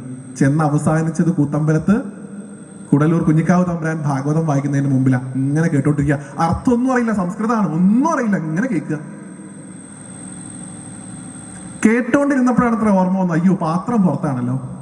ആരെങ്കിലും കൊണ്ടുപോയി കഴിഞ്ഞാൽ മുതലാളിക്ക് ഇന്ന് വൈകുന്നേരം കണക്ക് കൊടുക്കേണ്ടി വരും. കിട്ടണ 2 അണയും കിട്ടില്ല. പാത്രം എടുത്തിട്ട് വരാന്ന് പെട്ടെന്ന് ബോധോദയം ഉണ്ടായിട്ട് അമ്പലത്തിൽ നിന്ന് ഇറങ്ങി വരുമ്പോൾ മണിയടി കേട്ടു എന്നാണ്. മണിയടി കേട്ട ദിക്കിലേക്ക് തിരിഞ്ഞു നോക്കി. ശ്രീലകത്ത് ഭഗവാന്റെ ഉച്ചപൂജ കഴിഞ്ഞ് നട തുറന്ന സമയാത്രേ. ഒറ്റ തവണയെ നോക്കിയുള്ളൂ. അതോടുകൂടി ആ കുട്ടി ഗുരുവായൂരപ്പന്റെ പരമഭക്തനായി എന്നാണ്. പിന്നെ ഭഗവാന്റെ കൂടെ ആയിരുന്നു അത്ര ജീവിതം. അങ്ങനെ എത്രയോ നാളുകൾ നിരീശ്വരവാദിയായി നടന്ന്, ഗുരുവായൂരപ്പനൊന്നുമില്ല, ഗുരുവായൂരപ്പൻ വെറും കല്ല് എന്ന് പറഞ്ഞ് നടന്നൊരു മനുഷ്യൻ ഭാഗവതത്തിലൂടെ, ശ്രവണത്തിലൂടെ ഭഗവാന്റെ പരമഭക്തനായി മാറിയെന്നാണ്. ആ മനുഷ്യൻ ഒരു ദിവസം ഇങ്ങനെ ഭാഗവതം കുടലൂർ വായിക്കുന്നത് കേട്ട് കേട്ട് കേട്ട് ഒരു നിമിഷത്തിൽ അങ്ങനെ കൂത്തമ്പലത്തിൽ നിന്ന് എഴുന്നേറ്റ്, ഇന്നത്തെ ഗുരുവായൂരെന്നല്ല, തിരക്കൊന്നുമില്ല, ആ ബലിക്കലിന്റെ മുമ്പ് കൂടെ നേരിട്ട് കയറി ചെല്ലാം, അങ്ങനെ കയറി ചെന്നു. ശ്രീകോവിലിന്റെ മുമ്പിൽ പോയിട്ട് ഗുരുവായൂരപ്പനെ കുറെ നേരം നോക്കിയിരുന്നു. ഒറ്റ കിടത്തം നമസ്കരിച്ചു. എത്രയോ ആളുകൾ ഇങ്ങനെ തട്ടിത്തടഞ്ഞ് അദ്ദേഹത്തിന്റെ ഇടയിൽ കൂടെ ഒക്കെ പോകുന്നുണ്ട്. ആരും വിളിച്ചൊന്നുമില്ല. അദ്ദേഹം നമസ്കരിച്ച് ഇങ്ങനെ കിടക്കന്നെ. കുറെ സമയം കഴിഞ്ഞിട്ട് എഴുന്നേറ്റില്ല. വിളിച്ചു നോക്കിയപ്പോൾ ആളനക്കല്യാണാണ്. അങ്ങനെ ഭഗവാൻ ലയിച്ചു അദ്ദേഹം. അങ്ങനെയുള്ള മഹാത്മാക്കളായിട്ടുള്ള ഭക്തരെ ഉണ്ടാക്കിയെടുത്ത കുടലൂർ കുഞ്ഞിക്കാവ് തമ്പുരാൻ. അദ്ദേഹത്തിന്റെ ഒരു പ്രത്യേകത, അദ്ദേഹത്തെ പോലെയൊക്കെയുള്ളത്, ശ്രീധരേട്ടനെ പോലുള്ള ആചാര്യന്മാര് നമുക്ക് വേണം. പ്രിയപ്പെട്ടവരെ, നിങ്ങൾ ഗുരുവായൂരപ്പനോട് പ്രാർത്ഥിക്കേണ്ടത് എന്നെ പോലുള്ള പ്രഭാഷകരെ കിട്ടണമെന്നൊന്നുമല്ല, ഇദ്ദേഹത്തെ പോലെയൊക്കെയുള്ള ആചാര്യന്മാരെ നമുക്ക് കിട്ടണേ ഭഗവാനെ. കുടലൂർ ഇങ്ങനെ നടന്നു പോകുന്ന സമയത്ത് ഒരാളിരുന്ന് ഇങ്ങനെ കരയുണ്ട് ഇത്ര. ആര് കരഞ്ഞാലും അങ്ങോട്ട് പോയിട്ട് സംസാരിക്കും കുടലൂര്. എന്താ പറ്റി? മോൾക്ക് 30 വയസ്സായി തിരുമേനി. അദ്ദേഹത്തിന് ഈ ജാതി മതം ഒന്നും ഉണ്ടായിരുന്നില്ല. എല്ലാവരോടും പോയി വർത്താനം പറയും. തീണ്ടലും തൊടിയിലൊന്നും ഉണ്ടായിരുന്നില്ല. എത്രയോ, ഞാൻ പറഞ്ഞില്ല, എത്രയോ പാട്ടം കിട്ടുന്ന വലിയ ജന്മിയാണ്, നമ്പൂതിരിയാണ്. എന്നാലും ആര് കരയണ് കണ്ടാലും അവരുടെ അടുത്ത് പോയിട്ട് എന്താ പറ്റി? തിരുമേനി 30 വയസ്സായി മോൾക്ക്, ഒരു ആലോചന പോലും വരുന്നില്ല. അദ്ദേഹം ചിലപ്പോൾ എവിടേക്കെങ്കിലും പോകുന്ന വഴിക്കായിരിക്കും ഇദ്ദേഹത്തെ കണ്ടിട്ടുണ്ടാവുക. പോയ പോക്കിന് തിരിച്ചു നടക്കും ഗുരുവായൂർക്ക്. പോയി നടയുടെ മുമ്പിൽ പോയിട്ട് നിന്നിട്ട് പറയത്രേ, കണ്ണാ പാവം, എത്ര നാളായി അവിടെ നിന്ന് കരയണം, ഞാൻ തന്നെ കാണുന്നു. ഞാൻ അപ്പൊ ചോദിക്കുമ്പോൾ അദ്ദേഹം തന്നെ പറയണേ, ഒന്ന് നടത്തി കൊടുത്തൂടെ, നന്നായിട്ട്, നല്ല കുട്ടിയല്ലേ, നടത്തി കൊടുക്കണം കേട്ടോ എന്നൊക്കെ പറഞ്ഞ അവിടെ നിന്ന് പോരും. പിന്നെ പോകുമ്പോൾ ഇയാളിരുന്ന് കരയുന്നത് കാണും. എന്തേ, ഒന്നും വഴി ഉണ്ടായില്ലേ, ശരിയായില്ലേ? ഇല്ല, ശരിയായില്ല തിരുമേനി, ഇപ്പോഴും അതേ അവസ്ഥ തന്നെ. വീണ്ടും ഗുരുവായൂർക്ക് പോവും, ഗുരുവായൂരപ്പനടുത്ത് പോവും. കൃഷ്ണ, നല്ല ഭാഷയിൽ ഞാൻ പറഞ്ഞു, അയാൾക്കത് നടത്തി കൊടുക്കണം എന്ന് ഞാനാണ് പറഞ്ഞത്. ഞാൻ അയാളോട് ഏറ്റിട്ടാണ് വന്നിരിക്കുന്നത്. നടത്തി കൊടുക്കണം. തിരിച്ചു നടക്കും. 2 ദിവസം കഴിഞ്ഞ് ഇയാളിരുന്ന് കരയും. വീണ്ടും പോവും. നടന്നില്ലേ? നടന്നില്ല. ഗുരുവായൂരപ്പൻ്റെ അടുത്ത് പോവില്ല. പിന്നെ തെറ്റി നടക്കും ഗുരുവായൂരപ്പനോട്, പിണങ്ങി നടക്കും ഗുരുവായൂരപ്പനോട്, മിണ്ടില്ല, ശ്രീലകത്തേക്ക് നോക്കില്ല. ഇയാൾ ഓടി വന്ന് പറയും, നടന്നു വിട്ടോ കല്യാണം. അപ്പ പോവും ഗുരുവായൂരപ്പൻ്റെ അടുത്തേക്ക്. ഇങ്ങനെ പറഞ്ഞാലേ കേൾക്കുള്ളൂ എന്ന് എനിക്കറിയാം എന്ന് പറയത്രേ. നോക്കൂ, അതാണ് നിങ്ങൾക്ക് വേണ്ടി, നമ്മൾ അപേക്ഷിക്കുന്ന ആൾക്കാർക്ക് വേണ്ടി ഗുരുവായൂരപ്പൻ്റെ അടുത്ത് തല്ലുകൂടി ആവശ്യങ്ങൾ നേടിയെടുത്ത് കൊടുക്കുന്ന ആചാര്യന്മാർ നമുക്കുണ്ടായിരുന്നു. അതാണ് അദ്ദേഹത്തെ പോലുള്ള ആൾക്കാരുടെ മഹത്വം. നമുക്കൊക്കെ ഒരു പുഷ്പാഞ്ജലി കഴിക്കാന്ന് പറഞ്ഞാൽ നമ്മൾ പുഷ്പാഞ്ജലി കഴിക്കും. ഉണ്ടായി ഇല്ലെങ്കിൽ ഇല്ല, അത്രേ ഉള്ളൂ. അവിടെ ഗുരുവായൂരപ്പൻ്റെ നിന്ന് പിടിച്ചു വാങ്ങി കൊടുക്കും. 12,000 രൂപ മാസം ഇല്ലത്തുനിന്ന് കിട്ടുന്നത് ഗുരുവായൂർ അമ്പലത്തിന് വേണ്ടി ചെലവാക്കുന്ന അദ്ദേഹം 10 പൈസ ചിലപ്പോൾ കയ്യിലുണ്ടാവില്ല. ഒരാൾ വന്ന് സങ്കടം പറയും, ഭഗവാനെ ഇന്ന കാര്യമുണ്ട്, ഇന്നൊരു പരിപാടിയുണ്ട് വീട്ടില്, 10ന്റെ പൈസ എടുക്കാനില്ല, എന്തെങ്കിലും വകുപ്പുണ്ടാവുമോ? കൂടലൂര് എവിടെയെങ്കിലും നിന്ന് കേൾക്കുണ്ടാവും. ഓടി വരും. ഗുരുവായൂരപ്പന്റെ തൃപ്പടി ഇരിക്കുന്ന പൈസ മുഴുവൻ എടുത്തിട്ട് കൊടുക്കും. നടത്തോ, ഒരാളും ചോദിക്കില്ല. ഗുരുവായൂരപ്പന്റെ തൃപ്പടിയിൽ ആൾക്കാർ വെച്ച പൈസ എടുത്തിട്ട് കൊണ്ടുപോയിക്കോ, ഇത് ഇനി വേണം, വേണ്ട, മതി, ശരി പൊക്കോ, എന്നത് ബാക്കിയുള്ള ആൾക്കാർ വരുമ്പോൾ എടുത്തോട്ടെ, മാറ്റി വയ്ക്കും. അദ്ദേഹത്തെ ഗുരുവായൂരപ്പൻ ഇങ്ങനെ എടുത്തുയർത്തി കൊണ്ടു നടന്നിട്ടുണ്ട് എത്രയോ വർഷം. അദ്ദേഹത്തിന്റെ ആയുഷ്കാലം വരെ. അദ്ദേഹത്തിന്റെ അച്ഛൻ മരിച്ച സമയത്ത് അദ്ദേഹം ഈ അടിയന്തര സദ്യക്കായിട്ട് അദ്ദേഹത്തിന്റെ ഇല്ലത്തേക്ക് പോയി ഇത്രേ. ആ സമയത്ത് അവിടെ സർവാണി സദ്യയായിട്ട് അടിയന്തരം ഘോഷായിട്ട് ആഘോഷിക്കുകയാണ്. അപ്പോ ഈ സദ്യയുടെ കണക്കെടുക്കാൻ ആൾക്കാർ വന്നിട്ട് ചോദിച്ചു, എത്ര പറ വെക്കണം? കുടലൂര് പറഞ്ഞു 250 പറ മതി. 250 പറ, അതന്നെ എത്ര ചോറാക്കി നിങ്ങൾക്ക് അറിയാം. 250 പറ മതി. അപ്പൊ ഒപ്പുണ്ടായിരുന്ന അപ്പൻ തിരുമേനി അനിയൻ തിരുമേനിക്ക് വന്ന് പറഞ്ഞു, അത്രേ എന്താ കൂടല്ലൂരെ പറയണത്? ഒളപ്പമണ്ണ മനയില് 3000, ദേശക്കാട്ട് മനയില് 2500. അവരെക്കാട്ടിലൊക്കെ പ്രതാപികളായിട്ടുള്ള നമ്മുടെ പരിപാടിക്ക് എത്ര ആൾക്കാർ വരിച്ചിട്ടാണ്? ഈ 250 പറ കൊണ്ട് എന്താവാന? അവസാനം തികയാതെ മാനം പോകട്ടോ എന്ന് പറഞ്ഞത്രേ. കൂടലൂര് പറഞ്ഞത്രേ, എന്റെ ഗുരുവായൂരപ്പന്റെ പത്നിയായിട്ടുള്ള ലക്ഷ്മി, ഐശ്വര്യം, വിഭവങ്ങൾ അത് പാഴാക്കി കളയാനുള്ളതല്ല. ഒരു തരി ചോറ് അധികം വേണ്ടിവരില്ല എന്ന് പറഞ്ഞു. 250 പറ ഇങ്ങോട്ട് വെച്ചു അത്രേ. പല ആൾക്കാരും വിട്ടുനിന്നു, കാരണം നാണം കെടാൻ വയ്യാന്ന് വിചാരിച്ചിട്ട്. ആൾക്കാർ വരുമ്പോ ചോറില്ല എന്ന് പറയാൻ പറ്റില്ലല്ലോ. പല കുടുംബക്കാരും മാറി നിന്നു അടിയന്തരത്തിന് വരാതെ. 250 പറ നെല്ലുകൊണ്ട് ചോറ് വെച്ചു കൂടല്ലൂര്. 2 വലിയ പനമ്പായ കൊണ്ടുവരാൻ പറഞ്ഞു അത്രേ. ആ പനമ്പായെല്ലാം ഇങ്ങോട്ട് ഈ വേവിച്ച് വാർത്ത ചോറ് കൂനയായിട്ടിട്ടു. കൂനയായിട്ടു. ഏതാണ്ട് പഴിയൊക്കെ കഴിഞ്ഞു എന്ന് പറഞ്ഞപ്പോ തിരുമേനി ഈ ചോറ് വെച്ചതിന്റെ അടുത്തേക്ക് വന്നിട്ട് അതിനെ നോക്കിയിട്ട് നമസ്കരിച്ചു അത്രേ. കുറച്ച് ശംഖില് വെള്ളം എടുത്തിട്ട് പ്രാർത്ഥിച്ചുകൊണ്ട് പറഞ്ഞത്രേ, ഗുരുവായൂരപ്പ എന്റെ മാനം കാത്തോളണേ എന്നാണ് പറഞ്ഞു. അവിടെ ഒരു ചട്ടുകണ്ടായിരുന്നതാണ്. ആ ചട്ടുകെടുത്ത് അതിലാണ്ട് കുത്തി അങ്ങോട്ട് വെച്ചു അത്രേ. എന്നാണ് നമസ്കരിച്ചു. ആ ഗോവർദ്ധന പർവ്വതമായിട്ട് കണ്ടുകൊണ്ട് ആ ചോറിന്റെ കൂമ്പാരത്തിനെ അദ്ദേഹം അങ്ങോട്ട് നമസ്കരിച്ചു എന്നാണ്. നമസ്കരിച്ച് എഴുന്നേറ്റ് ഇനി വിളമ്പാ എന്നാണ് തന്നെ പറഞ്ഞത്. എത്ര കണ്ട ആളുകൾ വന്നുപോയി എന്ന് ആ നാട്ടുകാർക്കും അവിടുത്തെ വീട്ടുകാർക്കും ഒന്നും ഒരു നിശ്ചയമില്ല പ്രിയപ്പെട്ടവരെ. കൂടല്ലൂര് ചട്ടുകം കുത്തിവെച്ചതിന്റെ അപ്പുറത്തേക്ക് ചോറെടുക്കേണ്ടി വന്നില്ല എന്നാണ്. ഗുരുവായൂരപ്പൻ കൊണ്ടുവന്ന് കൊടുത്തു അത്ര ചോറ്. ഒരു ഭാഗം മാത്രം തീർന്നുകൊണ്ട് പോവുക. തീർന്നാ പിന്നെ അവിടെ ചോറ് വരിക. ഈ ചട്ടുകം കുത്തിവെച്ചതിന്റെ അപ്പുറത്ത് നിന്ന് ഇങ്ങനെ എടുക്കുക. ഇത് എടുത്തിട്ടും തീർന്നില്ല. അങ്ങനെ ഗുരുവായൂരപ്പൻ കൊണ്ടു നടന്നൊരു മനുഷ്യൻ. എപ്പോഴും തിരുവഞ്ചിക്കുളം ക്ഷേത്രത്തിലും കൂടെ അദ്ദേഹം ദർശനം നടത്തിയിരുന്നതാണ്. ഒരിക്കൽ ഒരു രാത്രിയിൽ ഗുരുവായൂർക്ക് വരാൻ വേണ്ടി വണ്ടി കാത്തു നിൽക്കുക. ഏതെങ്കിലും കാളവണ്ടി കുതിരവണ്ടിയൊക്കെ കിട്ടിയിട്ട് വേണം. ആ വണ്ടി കാത്തു നിൽക്കുന്ന തിരുമേനിയുടെ മുമ്പിലേക്ക് ഒരു കാളവണ്ടിക്കാരൻ വന്നു തുടങ്ങി. കുറെ വണ്ടിയൊന്നും നിർത്തിയില്ല അദ്ദേഹത്തെ കണ്ടിട്ട്. ഈ രാത്രി ആരായി നിൽക്കുന്നത് കണ്ടിട്ടൊന്നും ആൾക്കാരൊന്നും മൈൻഡ് ചെയ്യാതെ പോയി. ഒരു കാളവണ്ടിക്കാരൻ മാത്രം പാവം അയാൾ നിർത്തി കൊടുത്തു. എങ്ങട്ടാ തിരുമേനി? ഗുരുവായൂർക്കാണ്, കയറിക്കോളൂ, ഞാൻ ആ വഴിക്ക് തന്നെയാണ്. അദ്ദേഹം ഈ കാളവണ്ടിയിൽ കയറി രാത്രി സഞ്ചാരം ആയതുകൊണ്ട് 2 പേർക്കും വേണ്ടിയിട്ട് കഥ പറയാൻ തുടങ്ങിയതാണ് ഭഗവാന്റെ. ഭാഗവത്തിലെ കഥകൾ തപ്പ ശ്രീധരേട്ടനെ നിൽക്കങ്ങനെ ഗംഭീരമായിട്ട് പറഞ്ഞു തരുന്നത് പോലെ കൂടല്ലൂർ കാളവണ്ടിക്കാരനും ഒപ്പം ഉണ്ടായിരുന്ന ഒരു യാത്രക്കാരനും വേണ്ടിയിട്ട് കഥ ഇങ്ങനെ പറയാം. അപ്പൊ 2 പേരും കരഞ്ഞോണ്ട് അത്ര പറയണേ. ഭഗവാന്റെ കഥ പറഞ്ഞ് ആ ആനന്ദം മനസ്സിലേക്ക് പറഞ്ഞ് കാളവണ്ടിക്കാരൻ ഒരു ഭാഗത്ത് കരയണു, കൂടല്ലൂർ തിരുമേനി ഒരു ഭാഗത്ത് കരയണു. കാളകൾക്ക് ഗുരുവായൂർക്കുള്ള വഴി നിശ്ചയം ഉണ്ടായതുകൊണ്ട് അവര് നന്നായിട്ട് പോയി.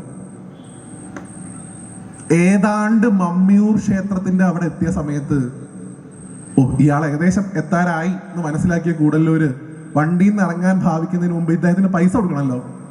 മടി തപ്പി, പണക്കിഴി കാണാനില്ല. അതെവിടെ വീണ് പോയി. പരിഭ്രമായി സഞ്ചിയിൽ നോക്കി, എല്ലായിടത്തും നോക്കി, എവിടെയും കാണാനില്ല.